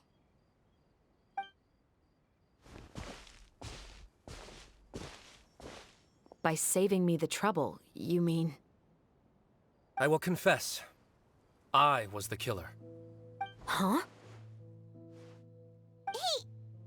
He just admitted he's guilty! Please relax, everyone. I'm not armed. The musket you're looking for has been buried in my backyard. Then it's my responsibility to inform you, Mr. Baptiste, that everything you say right now will be used as evidence for the inevitable trial. Yes, I am perfectly aware of that. I must say, I hate this feeling. Oh? Is it because I confessed? Or because you've been proven wrong? Both, I suppose. For the same reason as the one I wrote out in my novel, of course. I did it to exact revenge. I know you haven't figured out the link between the two of us. Had you done so, I'd have been taken away to the headquarters a long time ago. But that won't stop me from always remembering his grotesque face. After all, he was the one who killed my mother. Your mother is still healthy and well. You know, I was adopted as a child. I was referring to my birth mother. That was never recorded in the orphanage's records. Please forgive a 6-year-old child for concocting some lies to protect himself after watching his mother die right in front of him. So, your novel, it was like a record of your life? No, of course not. It was a work of fiction with many embellished parts. But I am indeed the illegitimate son of a wealthy and influential man who abused his power to murder my mother. That part was 100% real. But the man you killed didn't have a Mora to his name. He was a hired assassin. An irredeemable beast who sank his fangs into a defenseless woman just for a few bags of Mora. But if that's really the truth, you wouldn't be telling us any of this now. You still haven't managed to take revenge against your father, the true mastermind behind it all. I never thought I'd hear that kind of thing from the captain of the Special Security and Surveillance Patrol. I'm simply skeptical about your motives. It's simple, really. I've grown tired of everything and don't want to shoulder this burden anymore. You may have considered me too soft to pull the trigger. Well, as it turns out, you are exactly right. I've become overwhelmed by the aftermath of the murder. So you're going to call a stop to your revenge, just like that? The true mastermind is too rich and too powerful for me. I've accepted that I will never be able to avenge my mother alone. And so what? The characters in your book never gave up. Now, Officer Shavras, I'm the one who has killed a man, aren't I? Are you trying to convince me to commit another crime? What's your father's name? How do you plan to prove the veracity of all of your claims? Well, I'd like to speak with you privately. Sure. Why don't we speak privately at the guard's headquarters? No, it has to be here. I must ensure that we won't be overheard. Fine. Let's talk here. When I said won't be overheard, I meant by anyone. I would like to speak with you and you alone.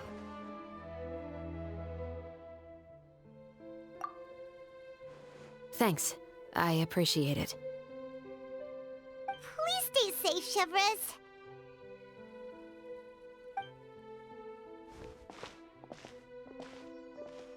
All right. Let's hear it. Will you really believe what I'm about to say? Well, that depends on what you're going to tell me. Fair enough. Fair enough. Then listen closely.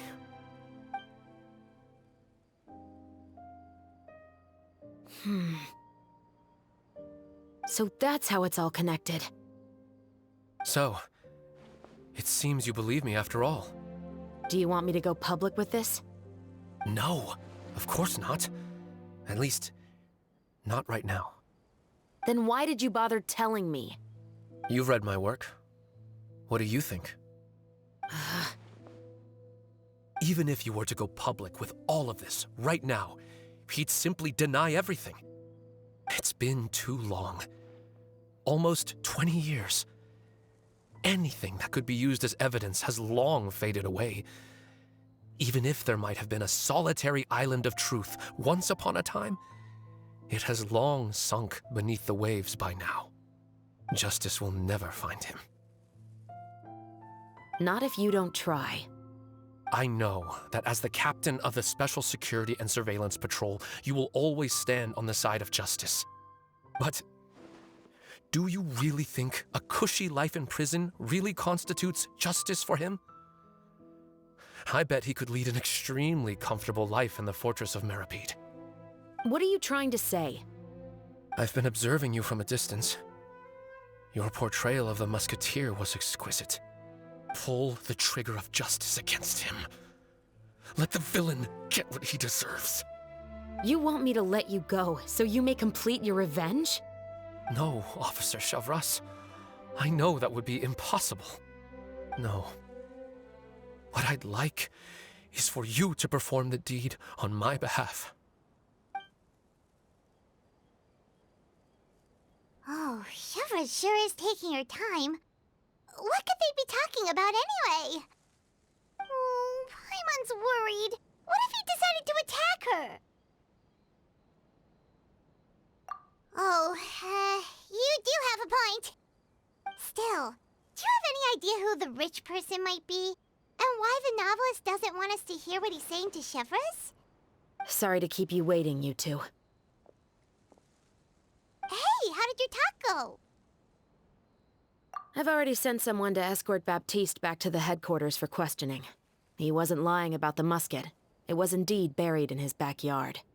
But what about the name? Did he tell you the name of the rich guy? Yes, he did. But for now, I have to return to the Special Patrol. There are still a few loose ends I need to tie up.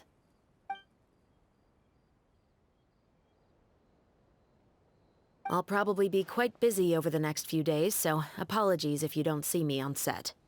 All right, Paimon understands if you can't tell us everything you know. We'll just keep an eye on the Steambird then.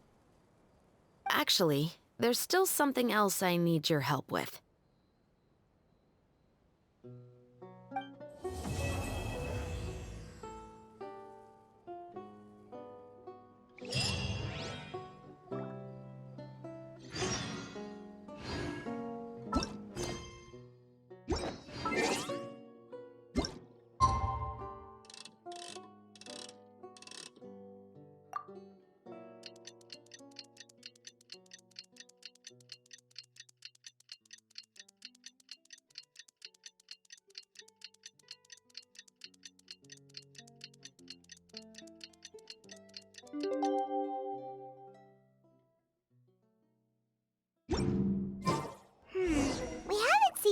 for us since that night at Baptiste's place.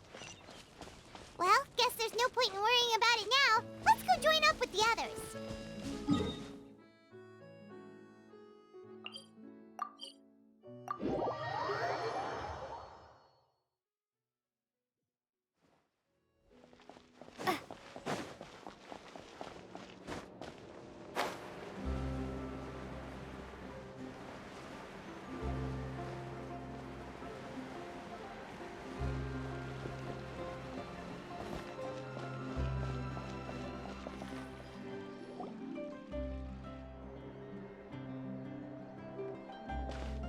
Good morning! Ayaka and I were just talking about you. Is Chevreuse still not joining us today? Probably not. We haven't seen her either. Huh? That's such a pity. Director Farina said that we've only got a few small scenes left before wrapping up the entire thing. She even said that she'll get me into a couple scenes, so everyone will have a chance to shine in front of the camera. We were also planning on having a victory feast once we're all finished filming. You can join us, right? If only Chevreuse was here. I still haven't taken a photo with her. I'm afraid that can't be helped. Those special patrol folks are like phantoms when they've got a case on their hands. But to be honest, I'm even more concerned by what I read in the Steambird earlier this morning. It said that the killer in the murder case was none other than the author of the 2 Musketeers. Oh yeah, I heard about that too. He came forward and confessed his crimes, but gave no explanation as to why he pulled the trigger. We didn't know about this case at all when we joined the film. Is it going to affect the reception of our work? From a pure publicity standpoint, this will draw a lot more attention to our film. I have to say, though, that no director can be perfectly comfortable with garnering attention through means other than artistic skill. To be fair, I feel like that ship sailed the moment you allowed yourself to be named as the director on our posters. It's not my fault that I'm super popular. What was that saying again? My popularity has, Sunk to an all-time low? spread to the 4 corners of Teyvat.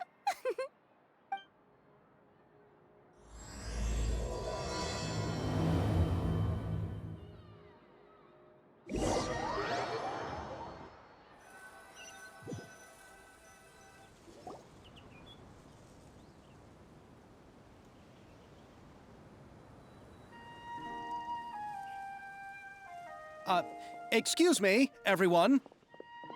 Xavier! Feels like it's been ages since we last saw you. I've been talking non-stop with the Film Association, and I'm absolutely swamped trying to coordinate the film's marketing.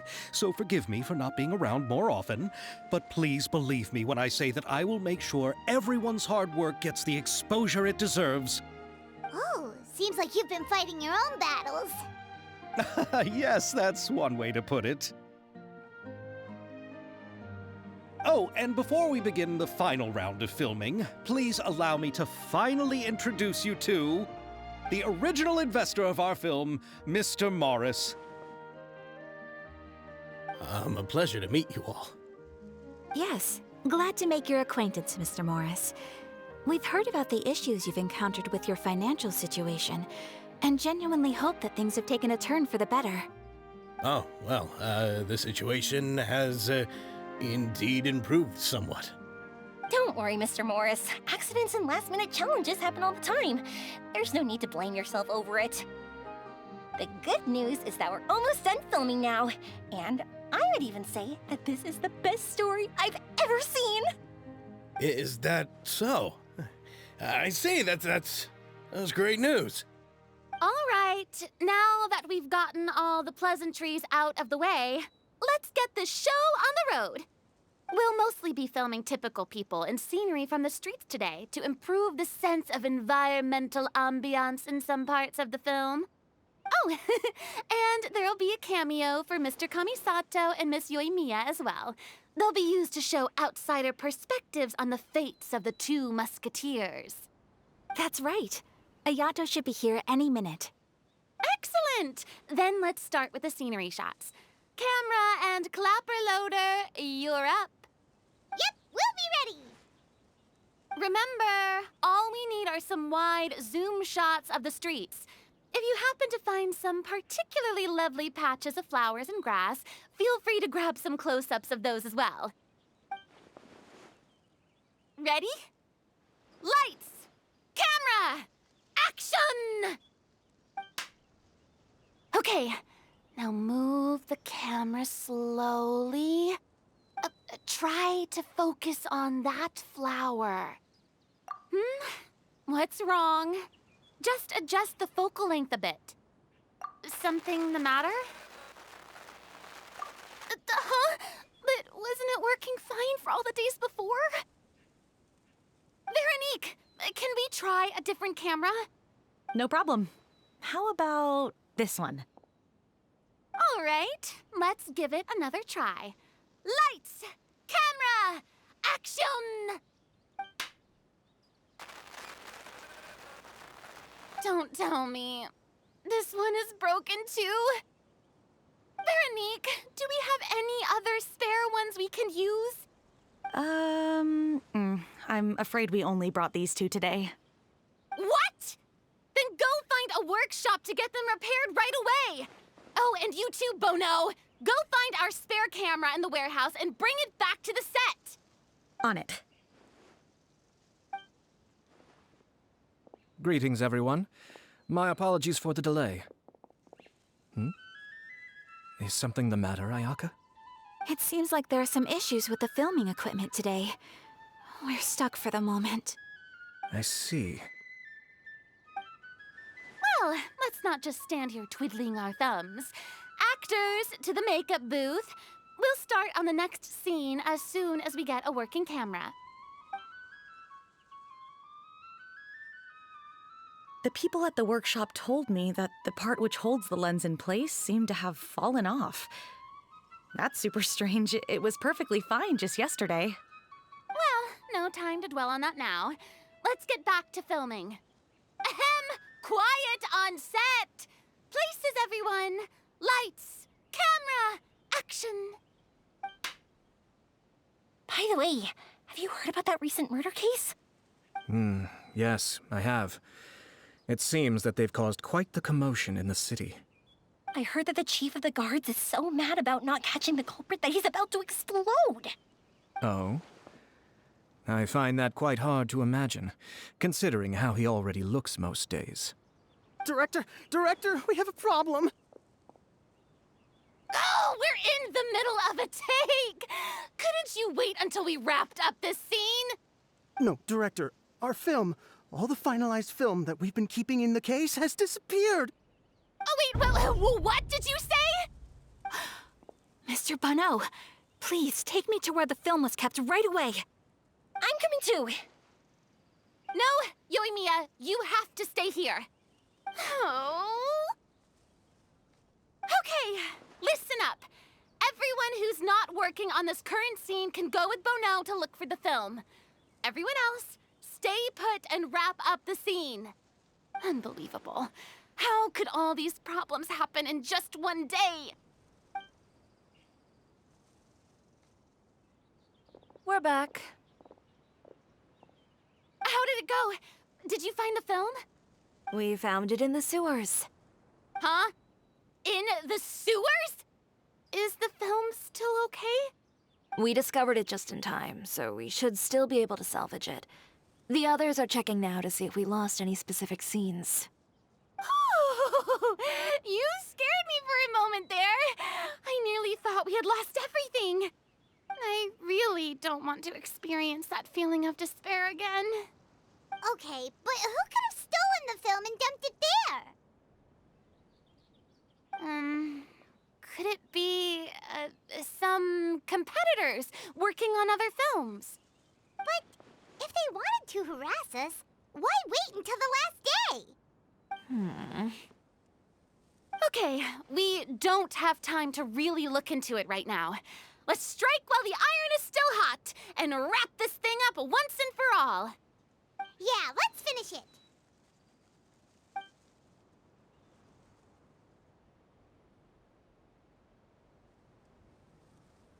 I I would like to officially announce that our entry to the festival, The Two Musketeers, has now concluded filming!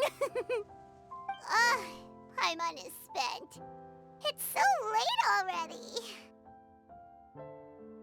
Even though the filming process proved to be extremely challenging, everyone provided valuable and unique contributions to the final product. Thank you all for your dedication and support. And just like Director Farina, I would also like to extend my most heartfelt thanks to all of you. Really, you've all helped me so much. All right, let's save the awards speech for later, and hopefully also get some rehearsals in before the real thing.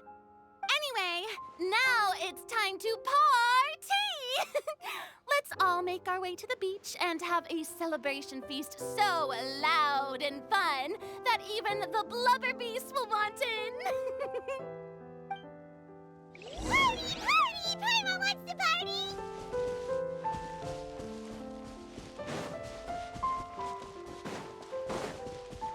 Whoa! This place is hopping! Everyone's finally getting to relax after wrapping up the film.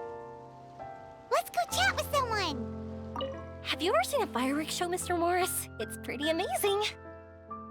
I'm afraid I haven't, but I'll take your word for it.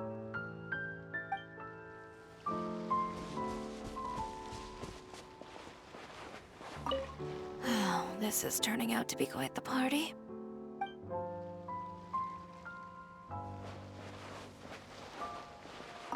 I was thinking, if this film turns out to be a success, could I ask the two of you to stay and be a part of my crew? Of course, I'll definitely increase the pay for next time. I'd be more than happy to, Mr. Xavier. Thank you for the offer, Mr. Xavier. But I've made some plans to go on a journey to the other nations once the festival is over. Is that so? Well, then in that case, bon voyage, Miss Veronique. Please feel free to get in touch once you've returned to Fontaine.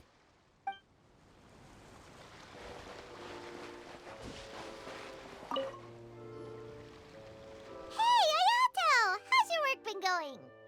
Everything went rather smoothly. Thank you for your concern.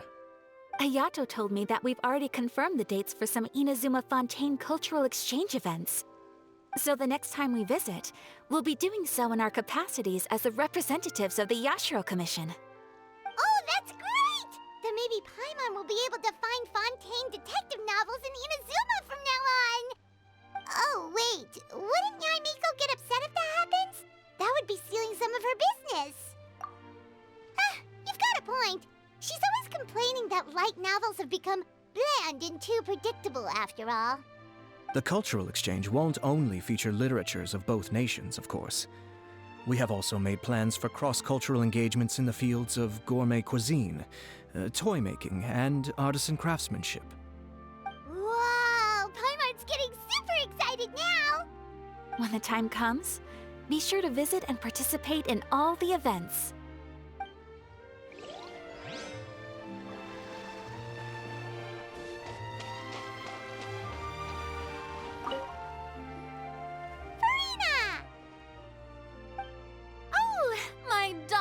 Clapper loader and camera operator, you've both worked really hard.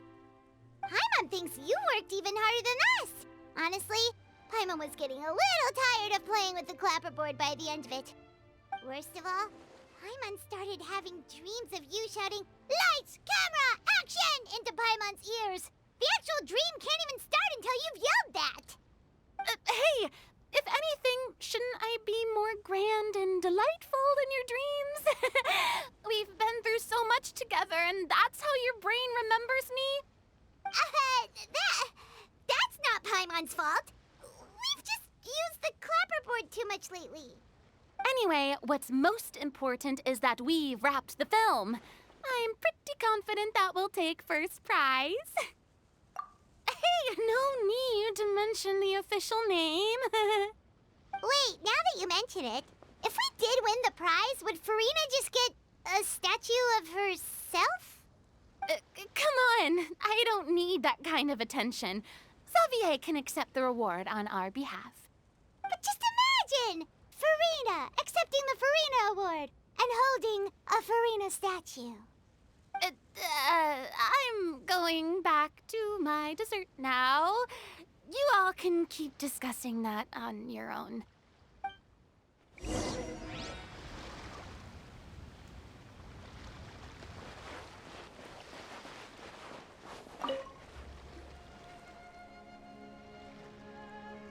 Chiori! Hey, you two. Are you not really into these kinds of big social occasions? Not particularly. But this is still better than Fontaine Fashion Week. But if this film becomes a big hit, people will definitely come flocking to your shop. Yes, that's highly likely. As long as the film can premiere as planned. Are you still worried about the case? That and all the obstacles we had to face today. You're right.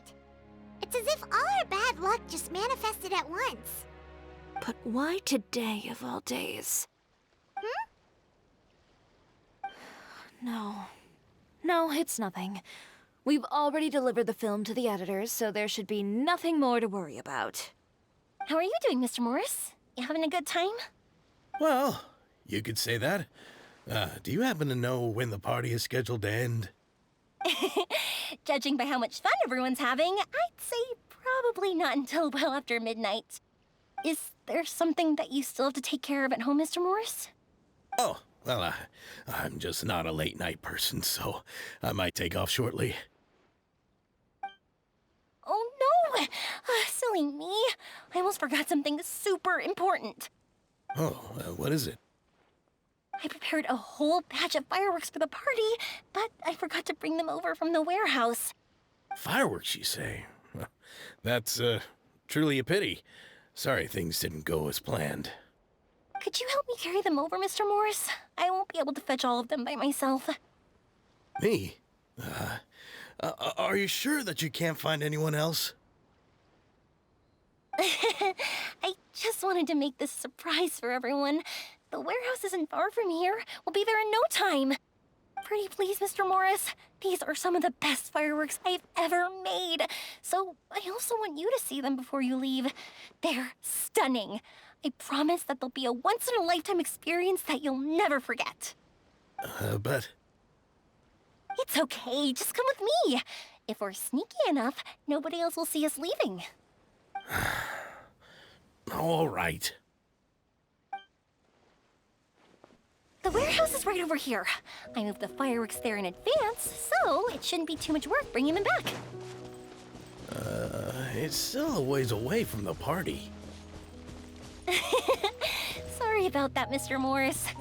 It's probably because I'm used to carrying fireworks all the time, so it doesn't feel like a lot of work to me.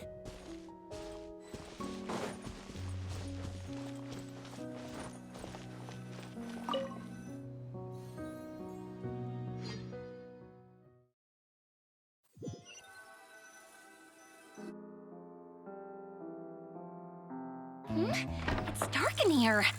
Wait here, Mr. Morris. I think the light switch should be somewhere over here. Why did I have to get roped into this?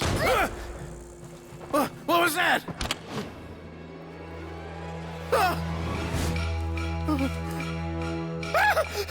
Who's there? Get me out! Get me out of here! Did you really think you'd get away, Morris?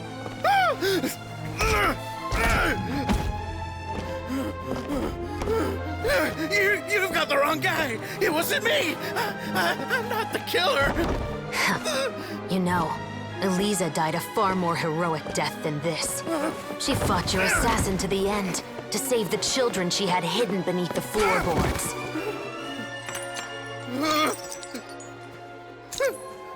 That is Eliza's pendant.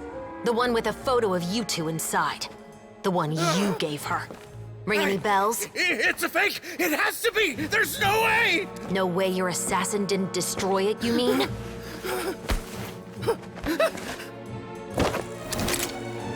Did you ever love her, Morris?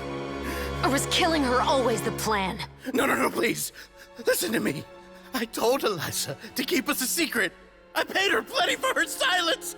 I never thought she'd keep the child. Everything was gonna come out, and I had no choice. She forced my hand. No! I'm begging you. I have money. Just name your price, please. You can keep your Mora, and you can go to hell.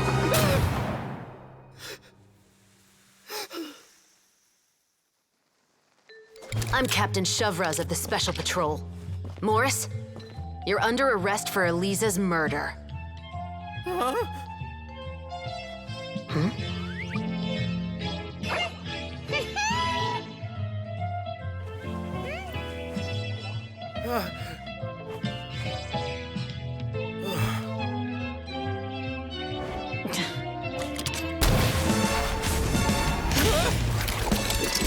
You're under arrest too, Prop Manager Veronique.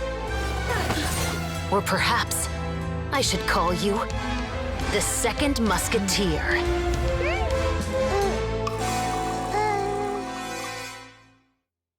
Wait, what's going on? This wasn't in the script. Drop the gun, Veronique. Why? Why would you keep me from exacting revenge on this heartless monster? Drop your weapon. This is my final warning.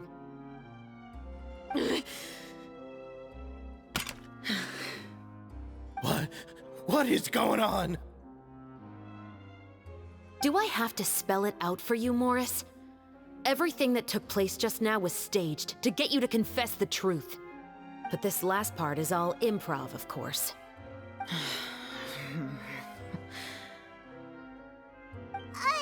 Shovraz, you told us you wanted us to help you stage a play. You never said anything about the Second Musketeer. It's because even I had no way to confirm my theory until now. Thank you for your performance, Yoimiya. Could I trouble you to go and bring in the other Special Patrol members? They should be on standby just outside. Oh, and please tell the other cast members not to worry about us. We'll be rejoining them shortly. On it!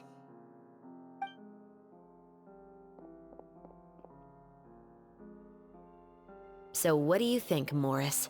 Care to talk about what happened 20 years ago? My patience is limited, you know. Don't force me to take you back to the interrogation room. I'd wager that you wouldn't last for more than a minute in there. With the recording we made, you have no chance of winning in court. Cooperating with us now is the most practical move. All right. I'll talk. I hired an assassin to murder Eliza. She once worked as a maid on my family's estate.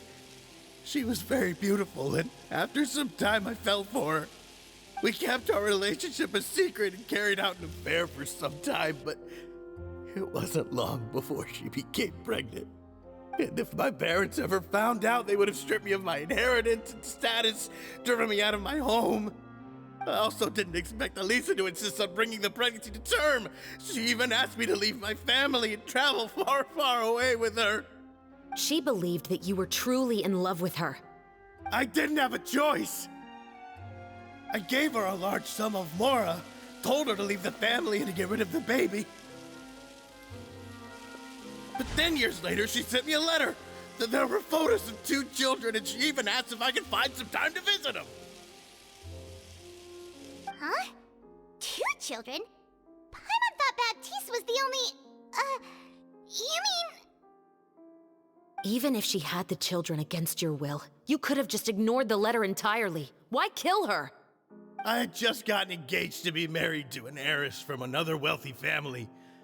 So if anyone were to find out about Eliza, my life would be completely ruined. I didn't have a choice.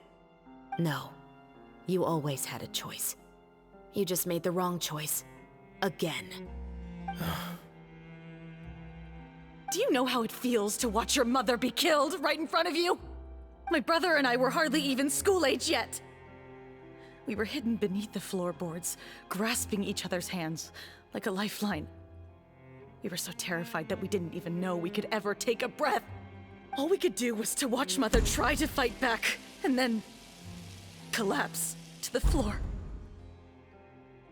Even after the assassin left, we were still too terrified to leave our hiding spot. We thought that he might come back.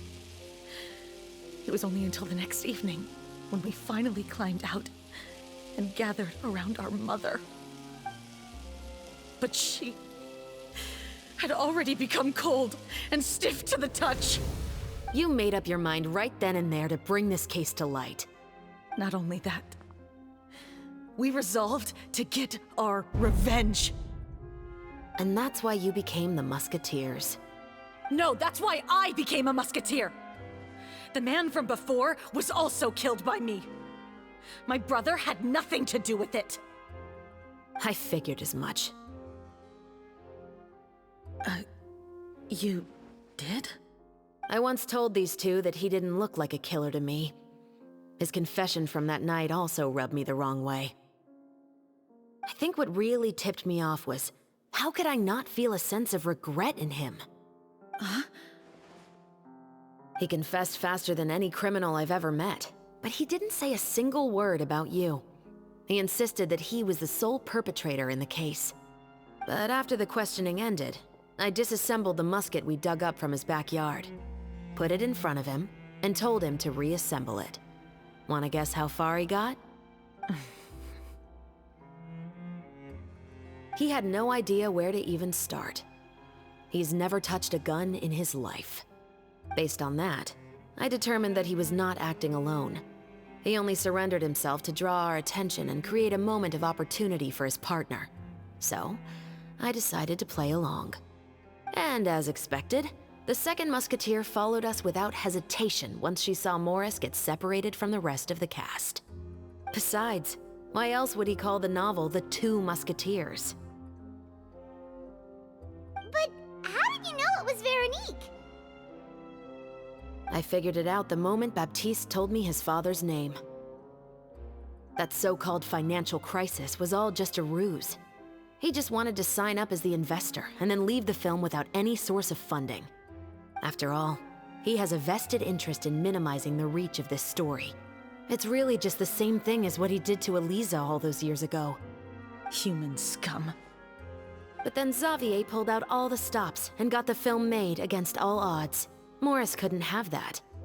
With the killer in custody, he figured it was safe to act. And so he came to visit the set today, just as I expected. Wait, so you were behind all those mishaps today? As for the identity of the second musketeer, I assumed they'd probably stay close to Morris and look for an opening. And if they already knew that Morris was the film's investor, then that narrowed the list of potential suspects as well. Furthermore, being the props manager would allow the culprit to avoid scrutiny by purchasing mechanical parts in the name of the crew. With that hypothesis in mind, I went back to check Baptiste's orphanage adoption records. Guess whose name I saw on the same page, just a few lines from his. My brother. He trusted you. As in, he trusted me to perform the deed on his behalf? He trusted you to stand on the side of justice. I am. I thought you could do it as well. Oh, the look on your face when you told him to go to hell. I really thought you'd put a bullet in his brain. You know what he has done. Are you telling me that you'd rather see him spend the rest of his life living like a king in the fortress of Meripede? I will never be able to forget the feeling of my mother's cold, lifeless hands. And you would call this ending fair? Is this what you call justice? I won't lie, Veronique. I did hesitate when your brother first told me about the truth. I wondered. I agonized over whether I should really put a bullet in his head. So why don't you? Because that should never be how justice is carried out in this world. Perhaps, to you, justice is simply reciprocated. An eye for an eye, and a life for a life. But everyone has their own understanding of justice. If everyone were to pursue their own definition of it, there would be no more order in this world. Today, you'll kill Morris, and tomorrow, his children may come for you. The world cannot render judgments based on a desire for revenge. That will only lead to a cycle of revenge, as well as the destruction of order and civilized society. Fontaine is founded on a set of laws and a standardized code of justice. That is why we are the nation of justice. But with all that said, I will promise you this.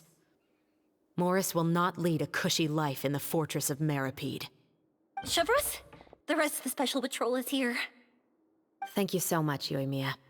Letelier, Terena, please take them away.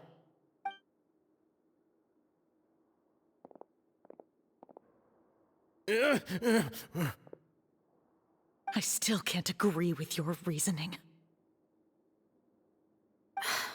I know. Justice has not been delivered. At least, not today.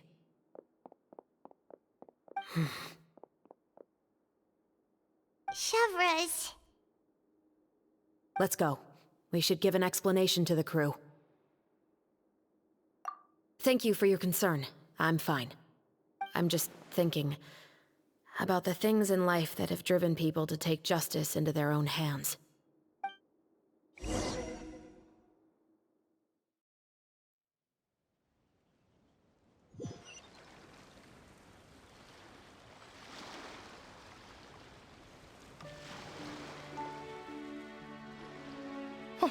Who would have thought Morris would turn out to be...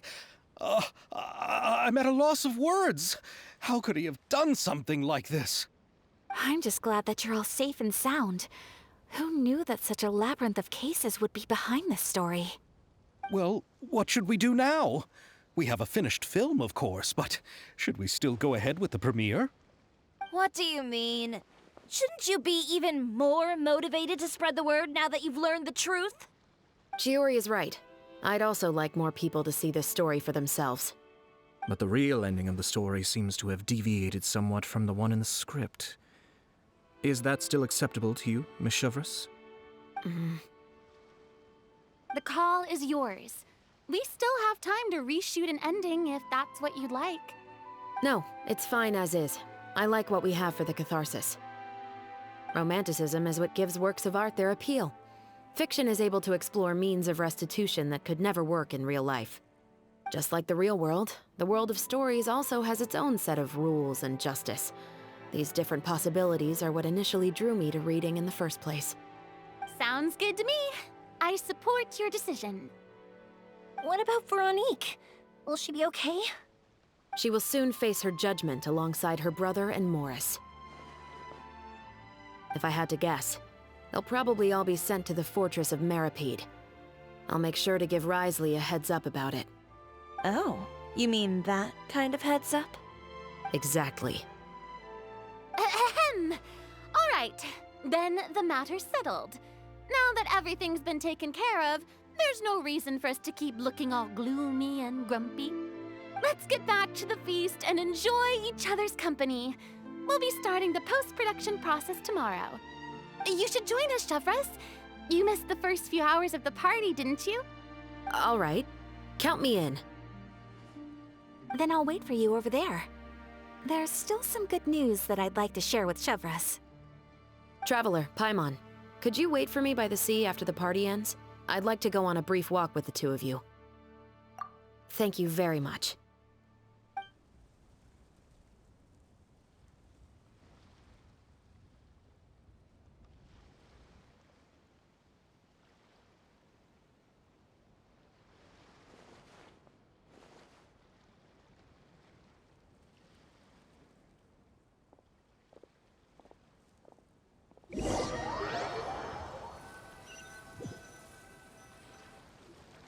Sorry for the wait. Oh, we weren't waiting long at all. Is there something else you wanted to tell us? No, I don't have anything new to share. I just felt that since you were my investigation partners, I should have another conversation with the two of you.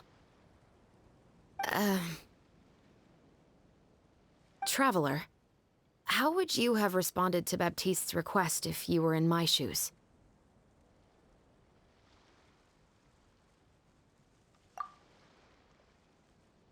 Is that so? Well, thanks for sharing. When I was young, my father often took me here to swim. We'd come rain or shine, even when it was freezing cold. He told me that swimming was the best activity to train one's strength of will. You could never give up before reaching the shore, especially when the water was cold. Oh? Why's that? Because the moment you give up would be the moment you die. At that point, I still hadn't received my vision. One winter, the chilly wind felt almost like knives on my skin, and the seawater was so frigid that it numbed my toes the moment I stepped in. I cried and begged my father to spare me from having to swim across, but he wouldn't listen. He used to be a member of the Special Patrol as well. You could say it was his way of educating his children. That sounds awful. When he saw that I wouldn't stop crying, he just picked me up and tossed me into the icy water. The bone-chilling cold took away my senses. I couldn't feel anything but fear and rage. I waited for my father to save me, but one look and I knew he'd already started swimming for the opposite shore. I realized that if I were to give up, I really would die right then and there. I used all of my strength to try and catch up to my father. Those few minutes felt longer than my whole life up until that point. I did, however, make it to the other side. I've never felt afraid about anything in my life after that, nor have I ever cried again. That way of teaching would have never worked on Paimon. Yeah, I don't think that was the right method for anyone. It's just that, working now as I am in the pursuit of justice, I still sometimes feel like I've been tossed into that winter sea all over again. The anger and the helplessness. Chevreuse. But the worse I feel, the more I know to never give up. The alternative would be to forever lose myself among the waves. Anyway, how about a race? Neither of us will drown, but we can still see who swims faster. You guys go ahead! Paimon will grab the clapperboard to mark the start of the race.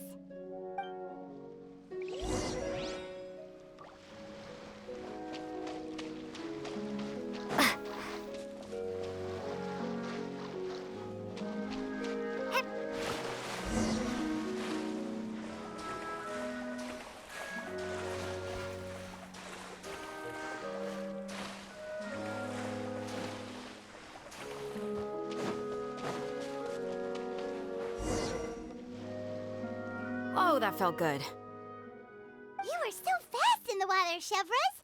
You were swimming even faster than Paimon can fly. So, about the Special Patrol, did you join because of your dad?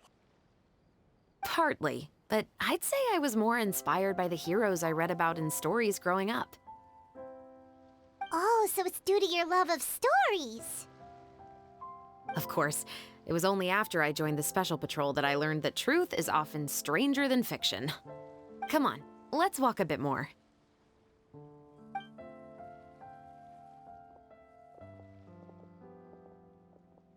To be honest, I do sometimes question whether the decisions I make are the right ones. But I know that no matter what, I must keep swimming. Because the only thing I've got my eyes on is the shore in the distance.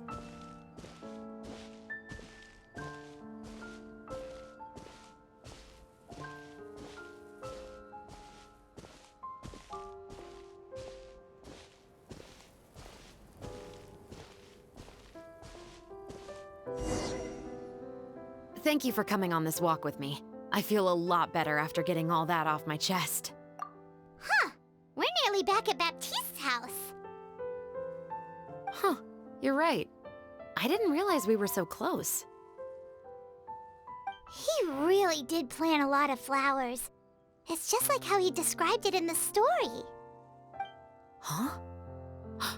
Wait. Paimon, Traveler, look! The rainbow roses in the garden. They're in full bloom now.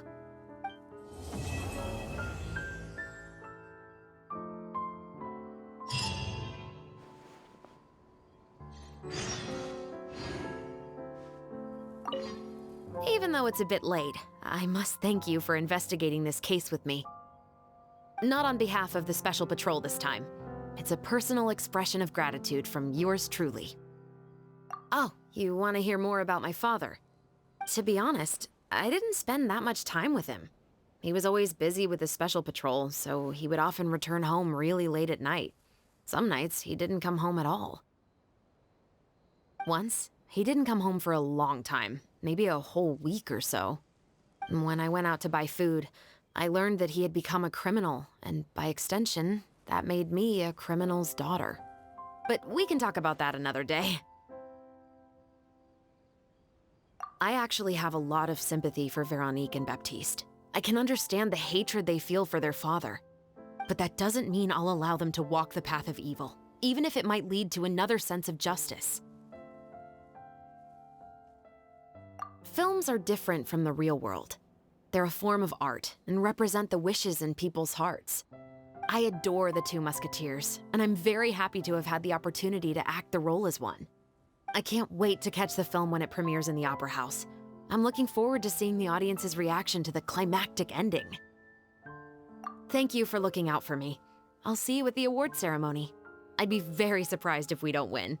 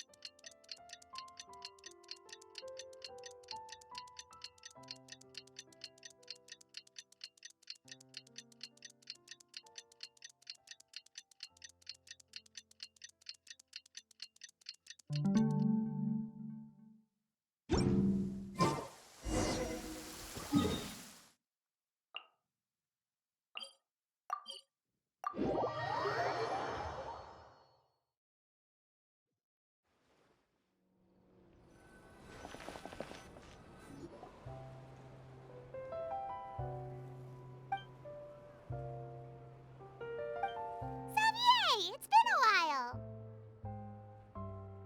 Hey there, you two! Sorry I've been scarce. I've been buried in marketing and preparing the film for release ever since we wrapped post-production. The award ceremony is today, right? Paimon wonders if we'll win the Farina Award. I'd give it a 90% chance. Farina! Oh, Paimon didn't know you were already here. You're earlier than everyone else. I'm sure the others will also be here in no time. Xavier, if we end up getting called on stage, shouldn't you come up with a name for our crew? What? But we don't even know if we're going to win. I wouldn't want to jinx our chances by celebrating early. Just open your eyes! Surely you've seen the audience's reactions to our film. We've had nothing but critical acclaim. You've also had conversations with the Opera House's operating staff, right? Didn't they want to increase the number of showings? With the Mora you've made from the box office, you can now open your very own film company.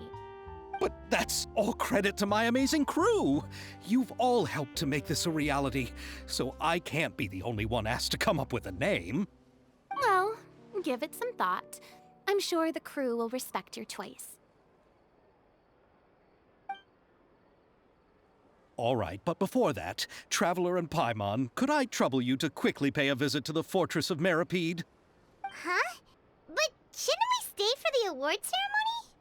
I wanted to ask you two to invite Shavraz to join us at the ceremony. She's one of the lead roles, after all.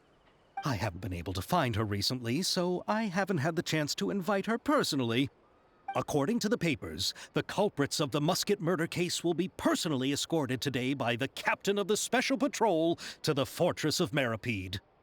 Oh, Paimon gets it now. Yep, just wait here, Xavier, and maybe try to come up with a few snappy-sounding names. All right, then I'll leave you to it. Will we really win an award? Trust me. When have I ever been wrong about something like this?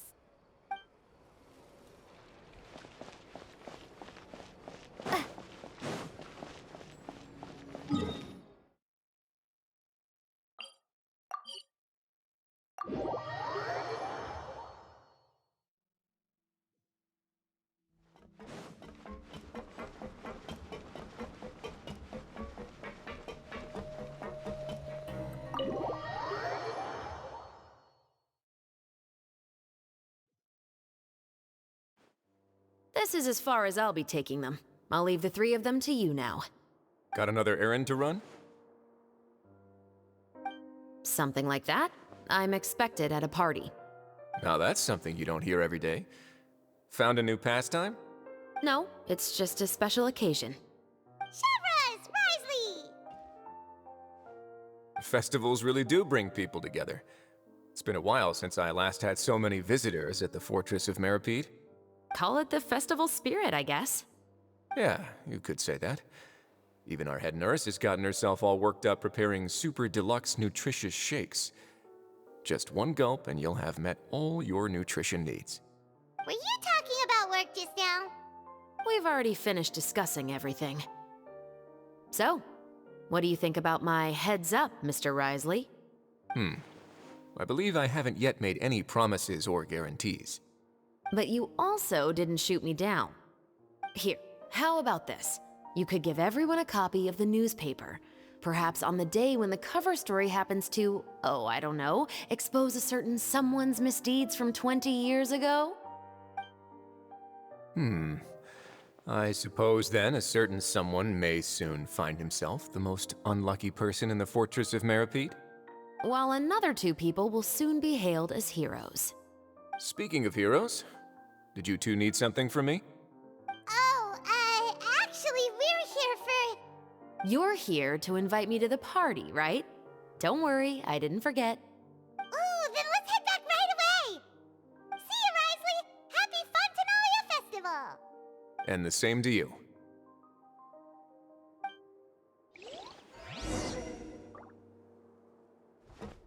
Please, go and enjoy the festival.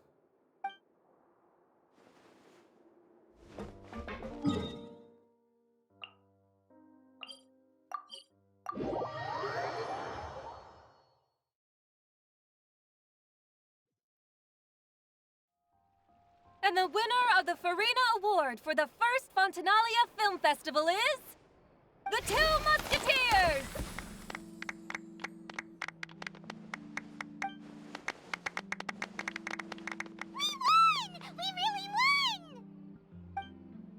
Congratulations, Mr. Xavier. We won? I can't believe it! I really can't thank all of you enough! See? My takes on Fontaine's entertainment industry have never been wrong. Now, please welcome to the stage the producer of the 2 Musketeers, Mr. Xavier!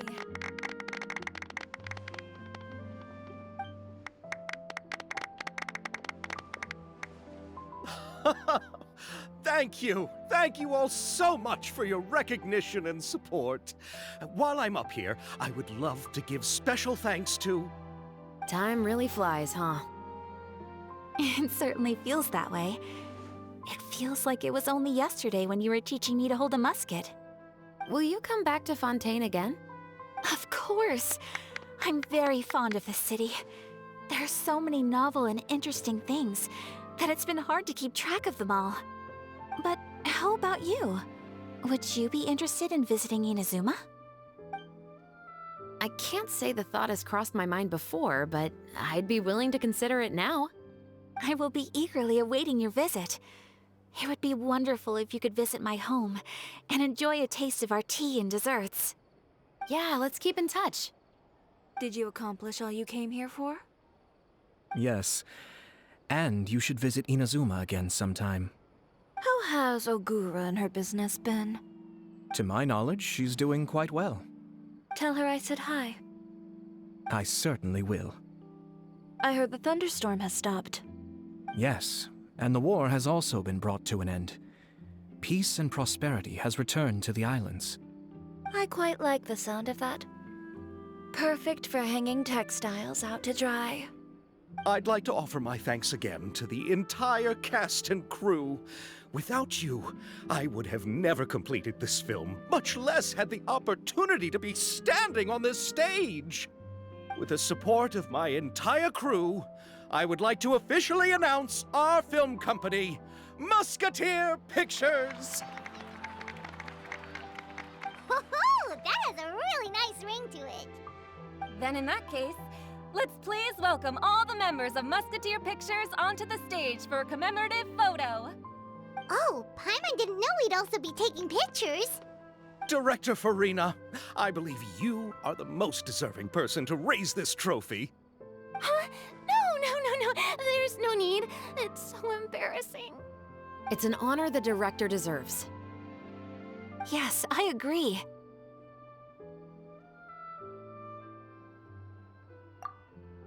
Just accept that you're not getting out of this. Ready, everyone? 3, 2, 1. Musketeer Pictures!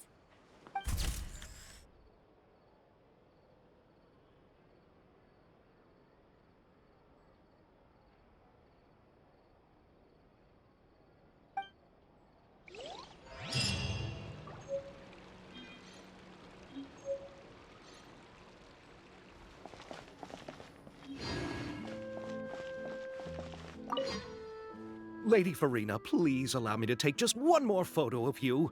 I would also love to get your autograph, just as a memento of our time together on the crew. Hey, I've had enough of the camera flashes from when we were all up on stage. But, Lady Farina, you are the best director I've ever met! The most photogenic maiden in all of Fontaine! This kind of lively and celebratory setting is exactly where you shine. I believe all photographers would agree. Come, the brightest star of our land! Show us your light! The camera is waiting to sing praises of your beauty!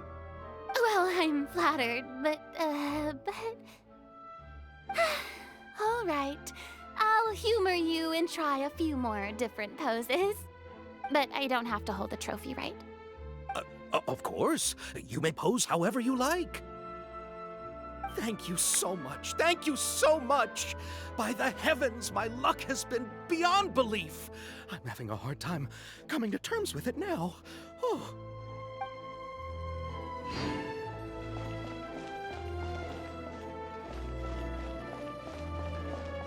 Miss Yoimiya, we haven't had the chance to talk, but please accept my thanks for everything you've done over the past few days. Oh, but I feel like I didn't do anything out of the ordinary. I'm very grateful for your assistance during that special performance in the warehouse. It was always going to be somewhat risky, to engage and draw away Morris all on your own. You're only a civilian and have never been trained to act in such a dangerous situation. Don't say it like that. As the director's assistant, it was my duty to help out the crew however I could. It was an honor to help you solve the case. I have to admit, though, my heart was thumping super hard the entire time I was laying on the ground. I was scared that everyone would notice. You did great. Oh, and before I forget, if you ever visit Inazuma, please come and pay a visit to Naganohara Fireworks. I'll make some fireworks for you. I even know what shape we'd make. I'm guessing a musket. Telling you now would ruin the surprise. If you really want to see it, just come and visit me.